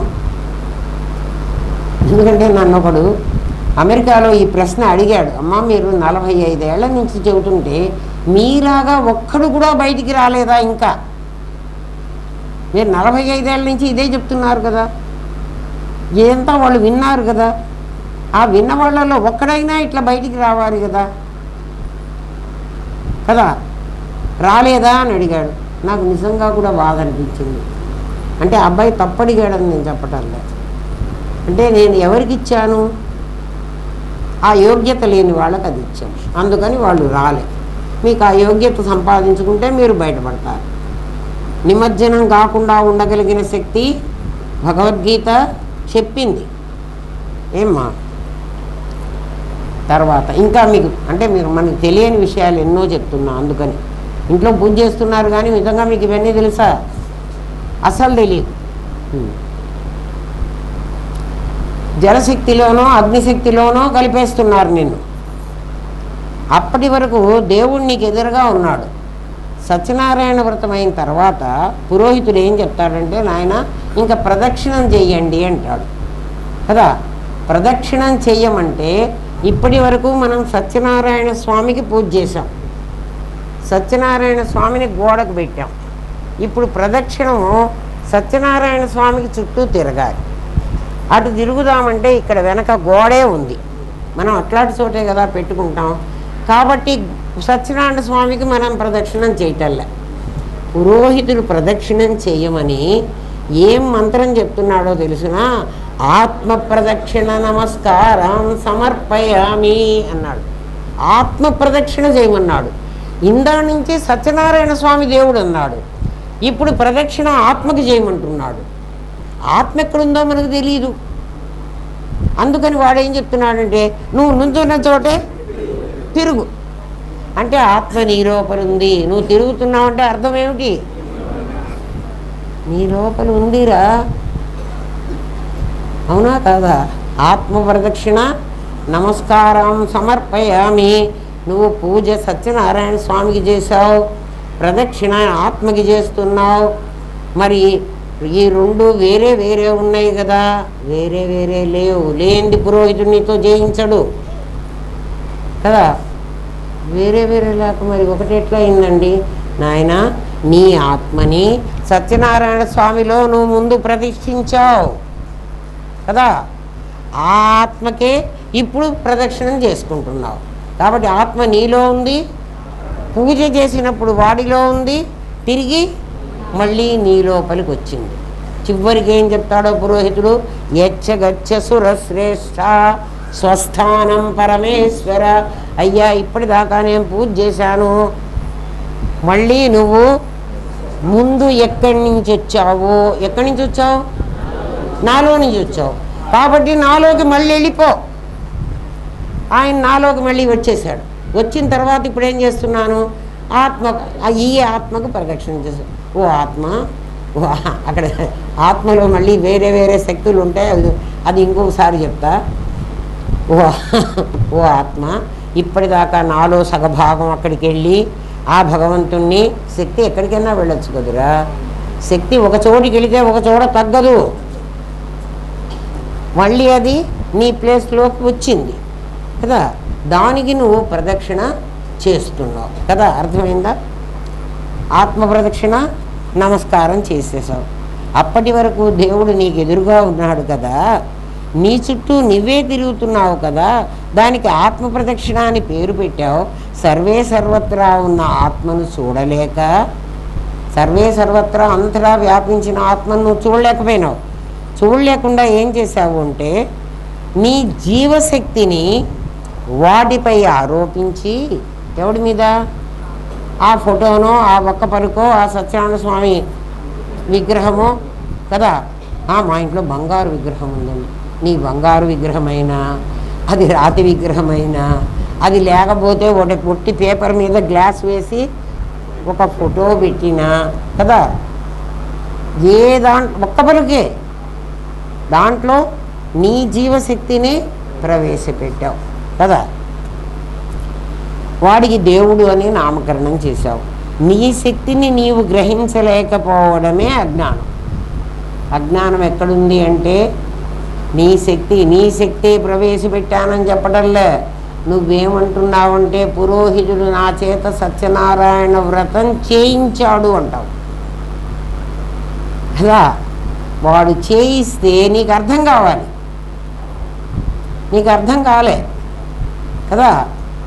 అందుకని చేయించిన వాడికి కూడా అర్థం కాలే, ఏం చేయిస్తున్నాను అని వాడికి అర్థం కాలే, చేసిన నీకు అర్థం కాలేదు కదా.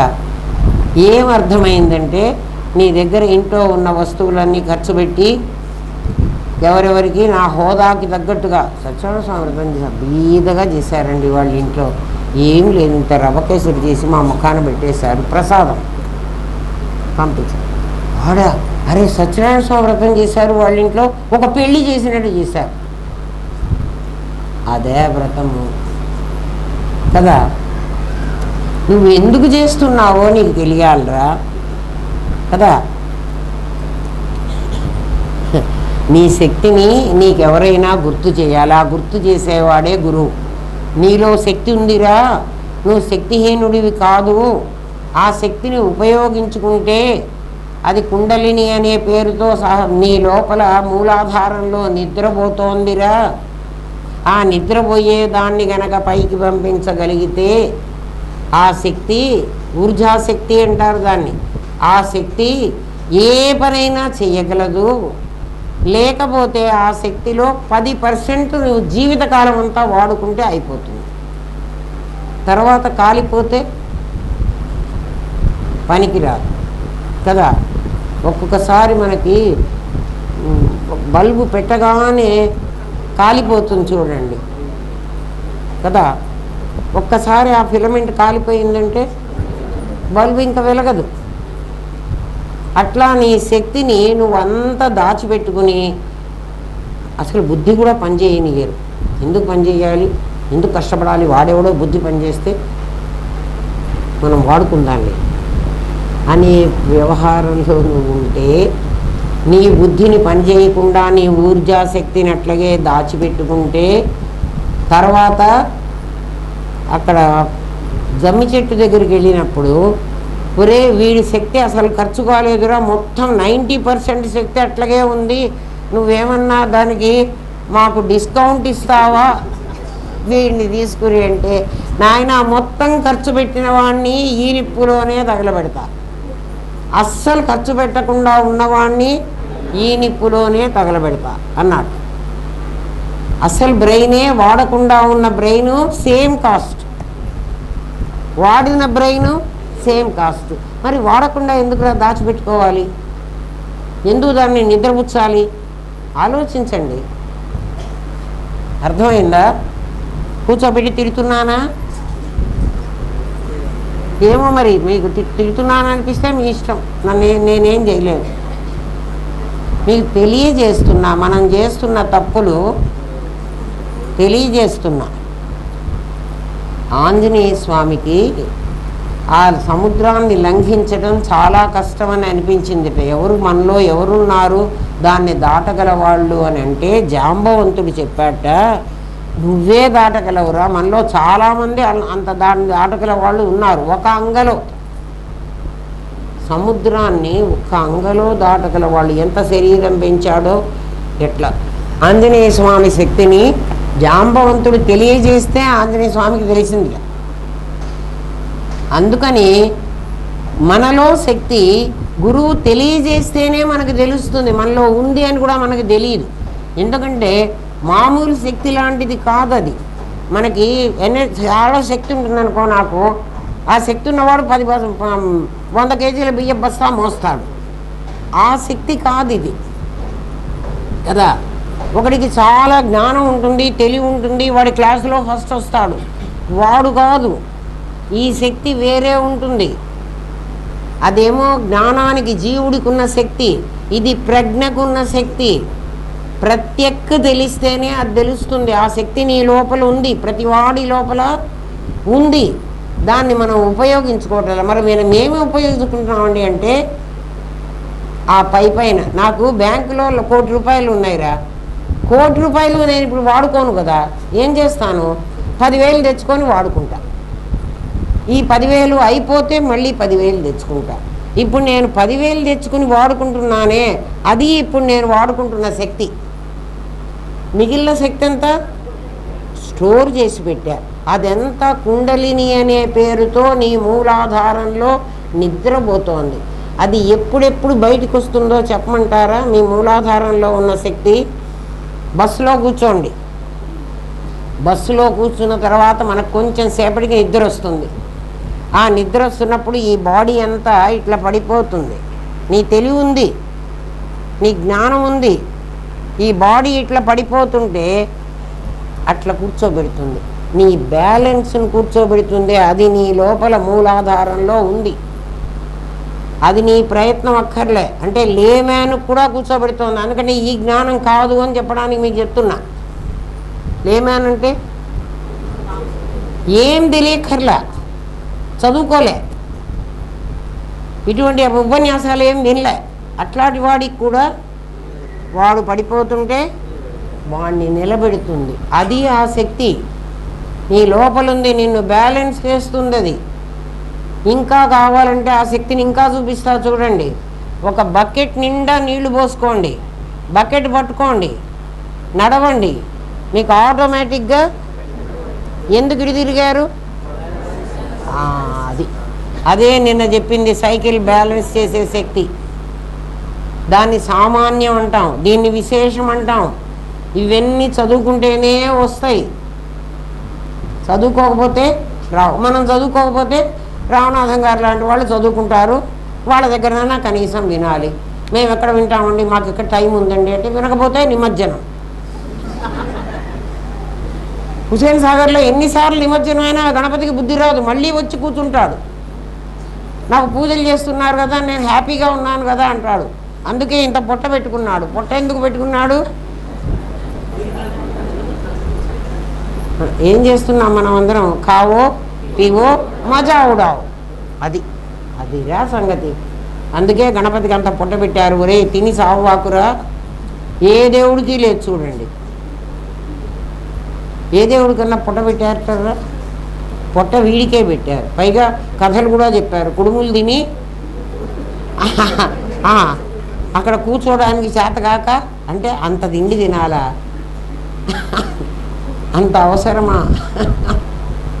బతకడానికి తింటావా, తినాలని బతుకుతున్నావా? అర్థం చేసుకోండిరా. నీకు ఆ ఊర్జాశక్తి నీ లోపల ఉంది అని ఎవడు గుర్తు చేస్తున్నాడో వాడు నీకు గురువు. అది గుర్తు లేకపోతే నువ్వు మామూలు తెలివితోనే బతికేస్తావు. నీ తెలివి ఎందుకు పనికి వస్తుందంటే ధనేషణ, దారేషణ, పుత్రేషణకి చాలా పనికి వస్తుంది.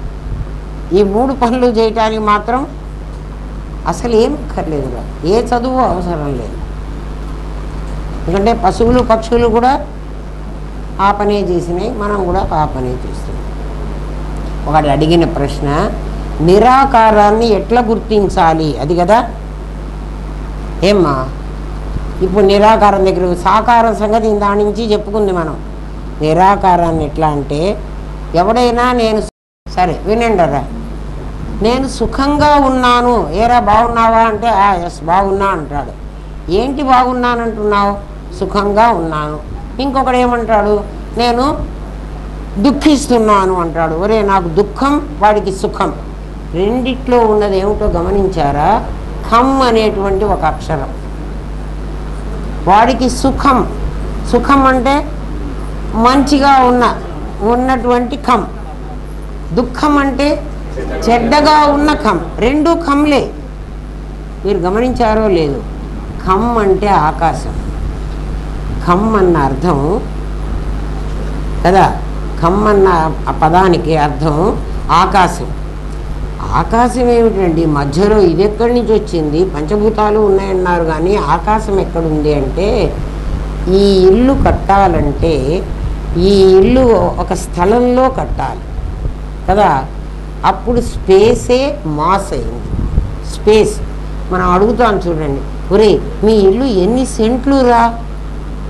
వాడు ఇల్లు కట్టుకున్నాడు కదా, నీకు సెంట్లు ఎందుకు అడుగుతున్నావు అంటే, ఎన్ని సెంట్ల స్థలంలో ఇల్లు కట్టావు అంటే అది ఆ స్థలం ఏమిటి అంటే ఆ ఖాళీ ప్లేస్. ఇప్పుడు నీ ఇల్లు ఏమిటి అంటే ఈ ఖాళీ ప్లేస్. ఖాళీ ప్లేస్ లేకపోతే ఇల్లు కట్టడానికి లేదు. ఖాళీ ప్లేస్లో నువ్వు ఏ రకమైన ఇల్లు అయినా కట్టచ్చు. ఆ ఖాళీ ప్లేసు నిరాకారం, నీ ఇల్లు సాకారం. అర్థమైందా? అట్లా ప్రతి చోట ఇప్పుడు భరత్ నుంచున్నాడు అనుకో, భరత్ కింద ఒక ఖాళీ ప్లేస్ ఉంది, లేకపోతే వాడు ఎట్లా నుంచుంటాడు? ఆ ఖాళీ ప్లేస్ నీకు ఆధారం. నీకు అర్థమైందిగా? నువ్వు ఆధేయం. ఈ ఇల్లు ఆధేయం, ఈ ఇల్లు కట్టబడిన స్థలం ఆధారం. ఆధారం నీకు కనపడదు, ఆధేయం కనపడుతుంది. ఆధేయం సాకారం, ఆధారం నిరాకారం. అర్థమైందా? సుఖం దుఃఖం అన్న పదంలో నీకు ఖమ్ అంటే ఆకాశం. ఏమ్మా రాశాను, మరి ఎంతమందికి అర్థమవుతుందో. ఆకాశానికి ఒక ఆకారం లేదు. మేము కట్టుకుంది ఇల్లు భూమి మీద కదండి. భూమి మీద కట్టలే, నువ్వు భూమి మీద కట్టావు, ఆకాశంలో కట్టావు. ఆకాశంలో ఎట్లా ఇల్లు కట్టానండి? ఆకాశం అది కాదు, ఇది. నీ భూమి అయిపోయిన తర్వాత ఉన్నదంతా ఆకాశమే. ఆ ఆకాశంలో ఈ ఆకారం ధరించడానికి ఎంత ప్లేస్ నువ్వు తీసుకున్నావో అది స్పేస్. ఆ స్పేస్ ఈ మాస్ అయింది. అర్థమైందా? అందరికి అర్థమైందిరా? Very good. ఆకాశం ఎట్లా ఉంటుందంటే అది ఒక పెద్ద గొయ్యి. గొయ్యి అంటే బిలం, దాన్నే కృష్ణబిలం అంటారు. వాళ్ళెవరు? సైంటిస్టులు. ఒక పెద్ద కృష్ణబిలం. కృష్ణబిలం అంటే అక్కడెక్కడో ఉందని కాదు, ఇదంతా బిలమే.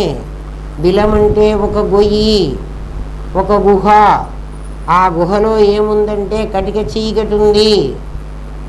గుహలో కటిక చీకటే ఉంటుంది. ఆ కటిక చీకట్లో అంటే ఆ గొయ్యిలో ఏ వస్తువులు వేస్తే ఆ వస్తువులు పడతాయి. ఇల్లు కడితే ఇల్లు పడుతుంది, పొలం విత్తనాలు వేస్తే పొలం పంట మండుతుంది, టేబుళ్ళు పెడితే టేబుళ్ళు పడతాయి. అది షాపులు ఉన్నాయిరా, ఒక షాపు బట్టల షాప్ పెట్టుకుంటాడు, ఒకడు కిరాణా షాప్ పెట్టుకుంటాడు. షాప్ అనేది ఒకటి ఉంది, దాంట్లో నువ్వు ఏ వస్తువులు వేసుకుంటే ఆ వస్తువులు అవుతాయి, అది ఆ షాప్ అవుతుంది కదా. ఇది కిరాణా షాపు, ఇది బట్టల షాపు, ఇది బార్బర్ షాపు అని ఏమన్నా ఉంటాయి వాడికి పేర్లు. అందులో ఏది వేస్తే అట్లా నీ పంచభూతాలతో వాడొక షాపు, వీడొక షాపు, వాడొక షాపు కట్టుకున్నాడు. వాడి షాపులో ఏ ఏ కర్మలు వాసనలు తెచ్చుకుని వస్తువులు పెట్టుకున్నాడో ఆ వాసనలు భరత్ గాడి వాసనలు, అది వీడి షాప్. నువ్వు ఏ ఏ వాసనలు వాడు పెట్టుకున్నాడో వాడి షాపు వెంకటేష్ షాపు. అర్థమైందా? ఏమిరా ఏమేం పెట్టుకున్నావు ఆ షాప్లో? ఏ ఏ వాసనలు పెట్టుకున్నామో, ఏ ఏ వాసనలు అంటే నువ్వు అనుభవించడానికి ప్రారంభ వాసనలు. అర్థమవుతుందిరా? షాప్ అయితే తయారైంది, దేంతో తయారైంది? ఒక ఖాళీ స్థలం, ఒక నిరాకారం. ప్రొసీజర్ ఫాలో అవ్వండి. సంప్రదాయేశ్వరి అమ్మవారు ఎట్లంటే అట్లా చెప్తే, ఎందుకంటే మళ్ళీ ఎప్పుడు కూడా నిజం చెప్పామనుకో సేమ్ అదే వస్తుంది. ఎప్పుడు చెప్పినా అబద్ధం చెప్పామనుకో అప్పుడేం అబద్ధం చెప్పాము, ఇప్పుడే అబద్ధం చెప్పాలో అది గుర్తుండదు. నిజమైతే అందుకని అమ్మవారు ఏమందంటే సంప్రదాయేశ్వరి. ఎప్పుడు మెథడాలజీ ఫాలో అవ్వు. మెథడ్ వదిలిపెట్టావంటే మనం నది మీదో లేకపోతే స్టెప్స్ మీదో నడుస్తున్నాం అనుకోరా, మీరంతే చిన్నపిల్లలు కాబట్టి గబగబా పరిగెత్తిపోతారు. నాలాంటి ముసలి వాళ్ళు మెట్లెక్కాలంటే ఏం చేస్తారు? రైలింగ్ పట్టుకోవాలి. ఎందుకు రైలింగ్ పట్టుకోవాలి? సపోర్ట్. ఒక తాడు పట్టుకుంటాడు వాడు కూడా. ఎవరు? ఆ సర్కస్లో తీగ మీద నడిచేవాడు. ఆ తీగ కదులుతూ ఉంటుంది, ఆ తీగని పట్టుకొని వాడు వెళ్తాడు. అట్లా ఒకదాన్ని పట్టుకుని వెళ్ళిన దాన్ని సంప్రదాయం అంటారు. మన సంప్రదాయం ఏమిటి అని అడిగితే సంప్రదాయం అంటేనే అసలు మనకు తెలియదు కదా. సంప్రదాయం ఏమిటి అంటే ఏమో నాకేం తెలుసు. సంప్రదాయం అంటే మా అమ్మ ఏం చేసిందో నేను అదే చేశాను, నేనేం చేశాను మా నాన్న అదే చేశాడు, అదే మా కొడుకు చేశాడు, అదే మా మనవడు కూడా చేశాడు. అదే ఏం చేశాడు? మీ అమ్మ మీ నాన్న అన్నం తిన్నారు కదా, అన్నం సంపాదించారు, నువ్వు కూడా సంపాదించావు, నువ్వు కూడా తిన్నావు, వాళ్ళు నిన్ను కన్నారు, నువ్వు ఇంకోని కన్నావు, అంతే కదా. అంతేనా? సంప్రదాయాన్ని పట్టుకోలే. ఏమిటి సంప్రదాయం? సనాతన ధర్మం అనే సంప్రదాయం. అందుకే నీకు మొట్టమొదటి ధర్మ అర్థ కామ మోక్షాన్ని 4 చెప్పాడు. ఒరే ధర్మం అనే దాన్ని పట్టుకోకుండా అర్థాన్ని పట్టుకున్నావో చస్తావురా. చస్తావురా అంటే గణపతి నిమజ్జనం అయిపోతాడు. ధర్మాన్ని పట్టుకుంటే ఈ సంప్రదాయం ఏం చేస్తుంది? శుచినాం శ్రీమతాంగేహే, నిన్ను అక్కడికి తీసుకెళ్తుంది. ధర్మాన్ని పట్టుకుంటే శుచీనాం శ్రీమతాం. నీకు ధనం కోసం వెంటబడి చస్తున్నావు కదా. నీకు ధనం కావాలంటే సంప్రదాయాన్ని పట్టుకో, ఖచ్చితంగా నీకు ధనం వస్తుంది. నేనంటలేదమ్మా, భగవద్గీతలో కృష్ణ పరమాత్మ చెప్పాడు, యోగభ్రష్టో అభిజాయతే. ఇప్పుడు ఉన్న డబ్బులు నీ వెంట రావురా. ఇప్పుడు నువ్వెంత సంపాదించినా ధనాని భూమవు కదా. ఎంత డబ్బు సంపాదించినా బ్యాంకులో పెట్టుకుంటారు. నేను చచ్చిపోతున్నారా నాయన, కాస్త డబ్బులు నాకు ఇవ్వండిరా అంటే మీరు వచ్చి సంతకం పెడితే ఇస్తాం. నాకు సంతకం పెట్టే చేత కాదురా, మావాడే వస్తాడు, వాడి దగ్గరైనా వేలి ముద్రయ్యి, అరే నా డబ్బులు నేను దాచిపెట్టుకొని బ్యాంకులో నాకు ఇయ్యరా నాయన అంటే ఇయ్యడు వాడు. ఫోన్లే నిన్న మొన్నటి నుంచి ఆవులన్నీ పెంచానురా నేను, మా ఇంట్లో గోశాలలో 25 ఆవులు ఉన్నాయి. పశువస్య గోష్ఠే, అయ్యో మా యజమాని చచ్చిపోయినాడని ఓ అని ఏడుస్తుంటాయి. నాకు చాలా ఇష్టపడి ప్రేమించి పెళ్లి చేసుకున్నానండి భార్యని.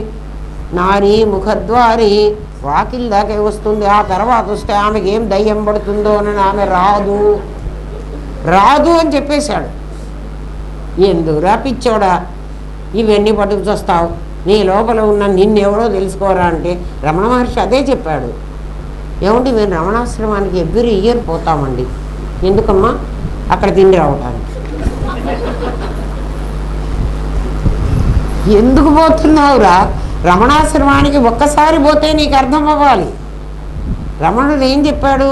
హూయామై, నేనెవడిని అని తెలుసుకోమన్నాడు.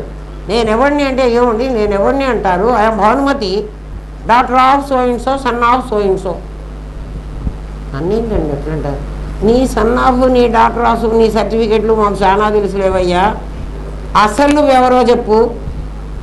అదేంటండి ఎట్లా అంటారు? నేను మల్లికార్జున శాస్త్రి భార్య. మల్లికార్జున శాస్త్రిని తీసి పక్కన పెట్టి నువ్వెవరో నాకు చెప్పు. నేనెవరో ఏంటండి? నేను లెక్చరర్నండి. లెక్చరర్ తర్వాత అయినావురా నువ్వు, ముందు కాలేదు కదా. మరి ముందెవరో చెప్పు. ముందు నేను మా నాన్న కూతురునండి. మీ నాన్నని తీసేయరా. మీ నాన్న ఇంట్రడ్యూసర్ని నీ ప్రపంచంలోకి తీసుకొచ్చాడు. ఇంట్రడ్యూసర్కి నేను రూపాయి కూడా ఇయ్యను. నన్ను బ్యాంకులో వాడు అకౌంట్ ఓపెన్ చేయిస్తే ఏమిరా వాడికి ₹1 ఇస్తామా? మనకిచ్చిన వడ్డీ డబ్బుల్లో ఉన్నా ఓ ₹10 ఇస్తామా? అసలు వాడిని గుర్తు కూడా పెట్టుకుంటామా? గుర్తు కూడా పెట్టుకో. మరి ఇదేమిట్రా గోల? నువ్వెవరో రమణాశ్రమానికి ఒకసారి వెళితే, రమణులను ఒక్కసారి తెలుసుకుంటే, ఆయన్ని గురించి ఒకసారి వింటే, ఆయన ఒకటే ఒక మాట చెప్పాడు, నాయన నువ్వెవరో నువ్వు తెలుసుకోరా. నేనెవరు అంటే ఇందాక నుంచి నేను చెప్తున్నవన్నీ నేను కాదు. ఆ నేను నా నాదికి వచ్చినటువంటి రూపాలు, నా నేను కాదు. నా నేను నాకు తెలియకుండా గనక నేను చచ్చిపోతే మళ్ళీ ఇంకొక నాది వస్తుంది. నేను తెలిసి చచ్చిపోతే నాది రానే రాదు. నీ దగ్గర ఒక నాది ఒక నేను రెండు ఉన్నాయి. నాదితోనే కాలక్షేపం చేస్తానంటావా? That's okay. అయితే రేపు మళ్ళీ ఇంకొక నాదిని తెలుసుకోవాలి కదా. ఎందుకంటే నేను అన్నం సంపాదించుకుని కడుపు నింపుకుంటాను అనుకుంటావా? నీ కడుపు ఇవాళ నిండితే సరిపోలేదు, రేపు మళ్ళీ అడుగుతుంది. అసలు కడుపే లేనటువంటి స్థితి నీవు సంపాదించుకుంటే అన్నం సంపాదించే పని లేదు కదరా. నీకు అర్థమైందా? ఇప్పుడు మనం అందరం ఏం చేస్తున్నాం? ఒక నాదిని తెచ్చుకున్నానురా. నాది ఉండబట్టి ఈ నాదికి కూడు పెట్టాలి కదా. ఆ తిండి కోసమని నేను మళ్ళీ ఈ క్షణత్రయాలు మూడిటి వెంట పడాలి. అయితే వచ్చింది కదండి, ఇది రాకపోతే నువ్వు ఆ పని చేయడానికి వీల్లేదురా. ఇప్పుడు ఆల్రెడీ నాది వచ్చింది. ఈ నాదికి ఎంత తిండి కావాలో అంత తిండి సంపాదించుకో. ఇంకా కావాలంటున్నావే, ఆ ఇంకా కావాలి అంటే ఇంకో నాది కావాలంటున్నావు, అవునా కదా? ఇంకో నాది కావాలంటే ఈ నాది ఇంత తిండి తినమనే తీసుకొచ్చింది నీకు. ముందు ఇంత తిండే నువ్వు తినాలి. నీ ప్రారంభంలో ఎంత ఉందో, వాడికి నూకలు అయిపోయినాయిరా అంటారు, వాడికి బియ్యం లేవు అంటారు, వాడి కర్మ అయిపోయింది అంటారు. ఇవి మాటలండి విన్నారా లేదా? వాడి బియ్యం అయిపోయినాయి. ఎందుకు? వాడి ఇంట్లో కావాల్సిన బస్తాలు ఉన్నాయి. కావాలంటే రమణ చెప్తే 4 బస్తాలు తెచ్చి పడేస్తాడు. తర్వాత డబ్బులు. బియ్యం లేవా? ఎంత పంట పండింది? మరి వాడు ఎందుకు చచ్చాడు? వాడు తినవలసిన బియ్యం అయిపోయినాయి. వాడు తినవలసిన బియ్యం అయిపోయే లోపల ఇంకా బియ్యం కావాలి అన్న ఆశ చంపుకోకపోతే అప్పటి లోపల ఏం చేయమంటున్నాడు? ఇంకో బియ్యం తినాలి అన్న ఆశ కావాలంటే ఇంకో నాది తయారు కావాలి నాకు. ఇంకో నాది తయారు కాకుండా నేను తయారు చేసుకుంటే, అంటే ఇంకో నాది తయారు కాకుండా ఎట్లా తయారు చేయమంటావు? నేను తెలుసుకుంటే, అందుకే హూయామై, నేనెవరు? ఆ నేను తెలుసుకుంటే ఇంకో నాది రాదు. అసలు ఇంకో నాది రావాల్సిన అవసరము నీకు లేదు. ఇంకో నాది లేకపోతే నాకు వీళ్ళతో సంబంధమే లేదురా. ఆ మూడింటిని మానుకో అంటే మూడింటిని మానుకోవడానికి వీల్లేదు. ఎందుకని వీల్లేదు? ఎంతవరకు ఒక నాది ఉంటుందో అంతవరకు ఈ మూడు ఉంటాయి. అందుకని ఈ మూడు ఈ నాది వదిలేసి నేను పట్టుకో, బ్యాక్గ్రౌండ్ ఉన్న నేను లాక్కురా. వీడి బతుకున్న నాళ్ళు వీడు ఉండాలి, వీడి సంపాదించుకున్నది ఏదో వీడికి చాలు కదా. వీడికి అంటే నేను బతికున్న నాళ్ళు నేను తినడానికి నాకు సరిపోతుందా సరిపోదా, నాకైతే సరిపోతుంది. ఎందుకని నేను చేయాల్సిన ఉద్యోగం చేశాను, నాకు ఇవ్వాల్సిన పెన్షన్ ఇచ్చేశాడు, ఆ పెన్షన్ మళ్ళీ నేను ఎన్నాళ్ళు బతికుంటాను అన్నాళ్ళు సరిపోతుంది. తర్వాత నేను చచ్చిపోతే కూడా ఎవడన్నా నేను తగలబెడతాడో పెట్టడో అని నాకు గవర్నమెంటే నాకు తగలబెట్టడానికి కూడా ఇచ్చేసింది. కాబట్టి నాకు దీంతో అవసరం లేదు.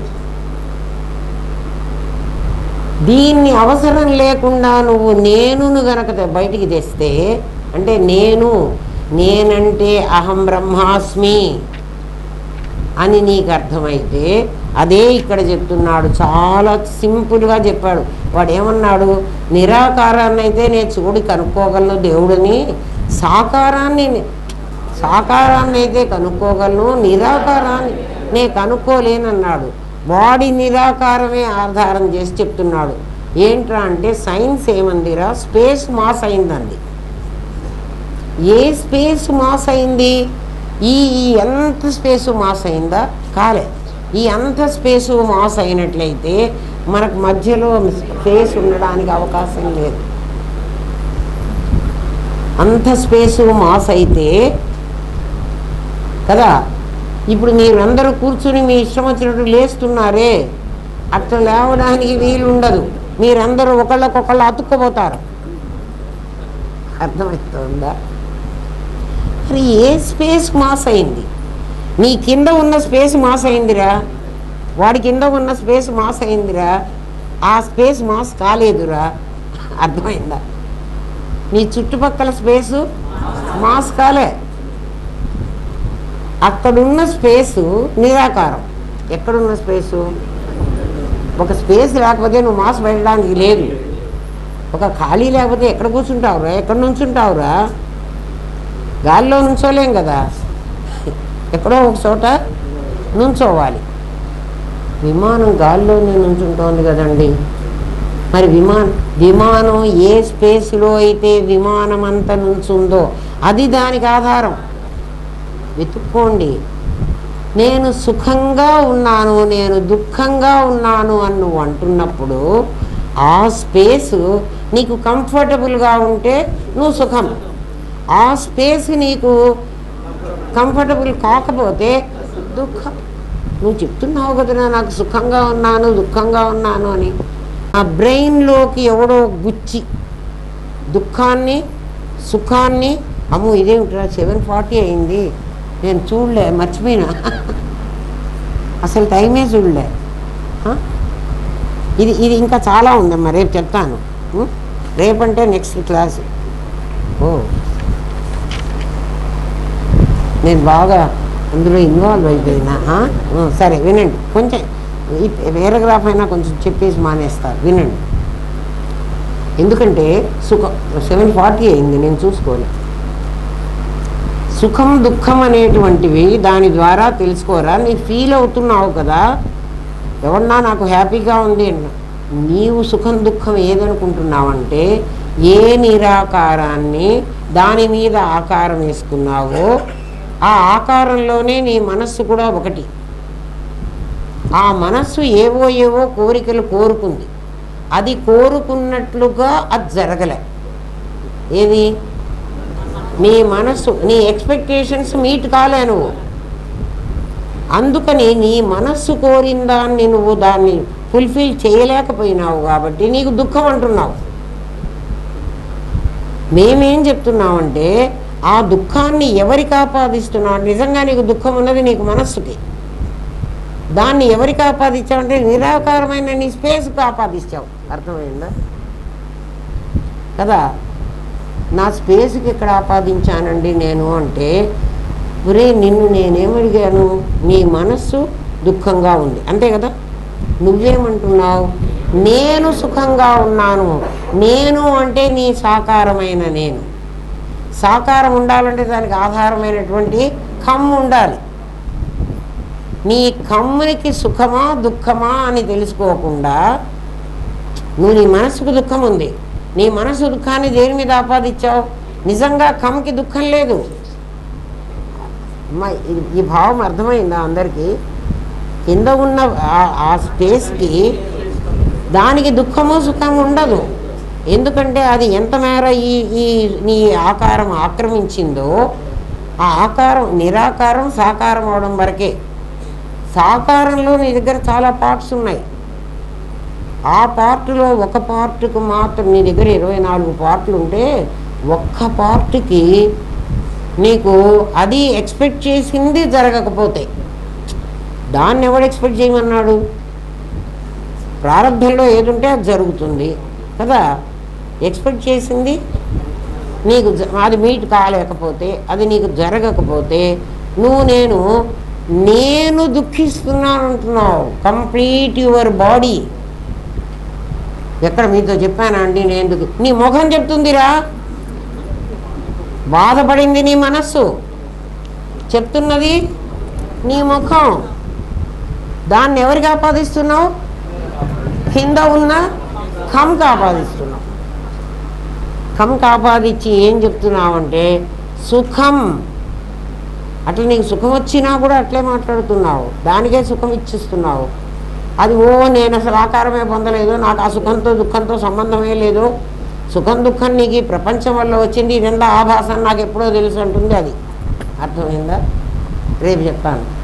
దీని మీద బాగా ఆలోచించండి. ఇక్కడ విని మర్చిపోవాకండి ఈ భావాలన్నీ. ఇవన్నీ అట్లంత తేలిగ్గా దొరకవు. మీకు రామనాథం గారు అసలు వజ్రాల వర్షం కురిపిస్తున్నారు, మీకు అది అర్థం కావటంలే. ఆ వజ్రాలన్నీ ఎత్తుకోండి. అక్కడెక్కడో మేము మా గుండకల్లో ఉండేప్పుడు, ఏమిట్రా ఊరి పేరు, వజ్రగారు, అక్కడికి అందరు తెల్లవారుసామని వెళ్తారు మనుషులందరూ. ఆ వజ్రాలన్నీ ఏరుకొని వస్తారు. కొంతమంది దొరుకుతాయి, కొంతమంది దొరకవు కదా. నేను గుంటకల్లో ఉన్నప్పుడు అదొకటి, అట్లాంటి వజ్రాలు దొరికించుకుంటే వాళ్ళందరూ. అందుకని ఇవన్నీ దొరకవు. ఈ భావాలు పుస్తకాల్లో రాయరెవ్వరు, రాసినా మనకు అర్థం కాదు. అది రామనాథం గారు లాంటి వాళ్ళు చెప్తేనే అర్థమవుతుంది. ఆ మహానుభావుడు మనం ఎంతో పుణ్యం చేసుకున్నామేమో మనకు దొరికాడు. ఓం తత్సత్. స్వస్తి ప్రజాభ్య పరిపాలయంతాన్యాయేన మార్గేణ మహిన్మహేష. ఓ బ్రాహ్మణేభ్య శుభమస్తు నిత్యం. లోకాః సమస్తాః సుఖినో భవంతు. ఓం పూర్ణమదః పూర్ణమిదం పూర్ణాత్ పూర్ణముదచ్యతే. పూర్ణస్య పూర్ణమాదాయ పూర్ణమేవావశిష్యతే. ఓం శాంతి శాంతి శాంతి. ఓం నమో బ్రహ్మాదిభ్యో బ్రహ్మ విద్యా సాంప్రదాయ కర్తృభ్యో వంశ ఋషిభ్యో గురుభ్యో నమో మహద్భ్యః. సర్వోపద్రవరహిత ప్రజ్ఞానఘనః ప్రత్యగర్ధో బ్రహ్మైవాహమస్మి బ్రహ్మైవాహమస్మి బ్రహ్మైవాహమస్మి.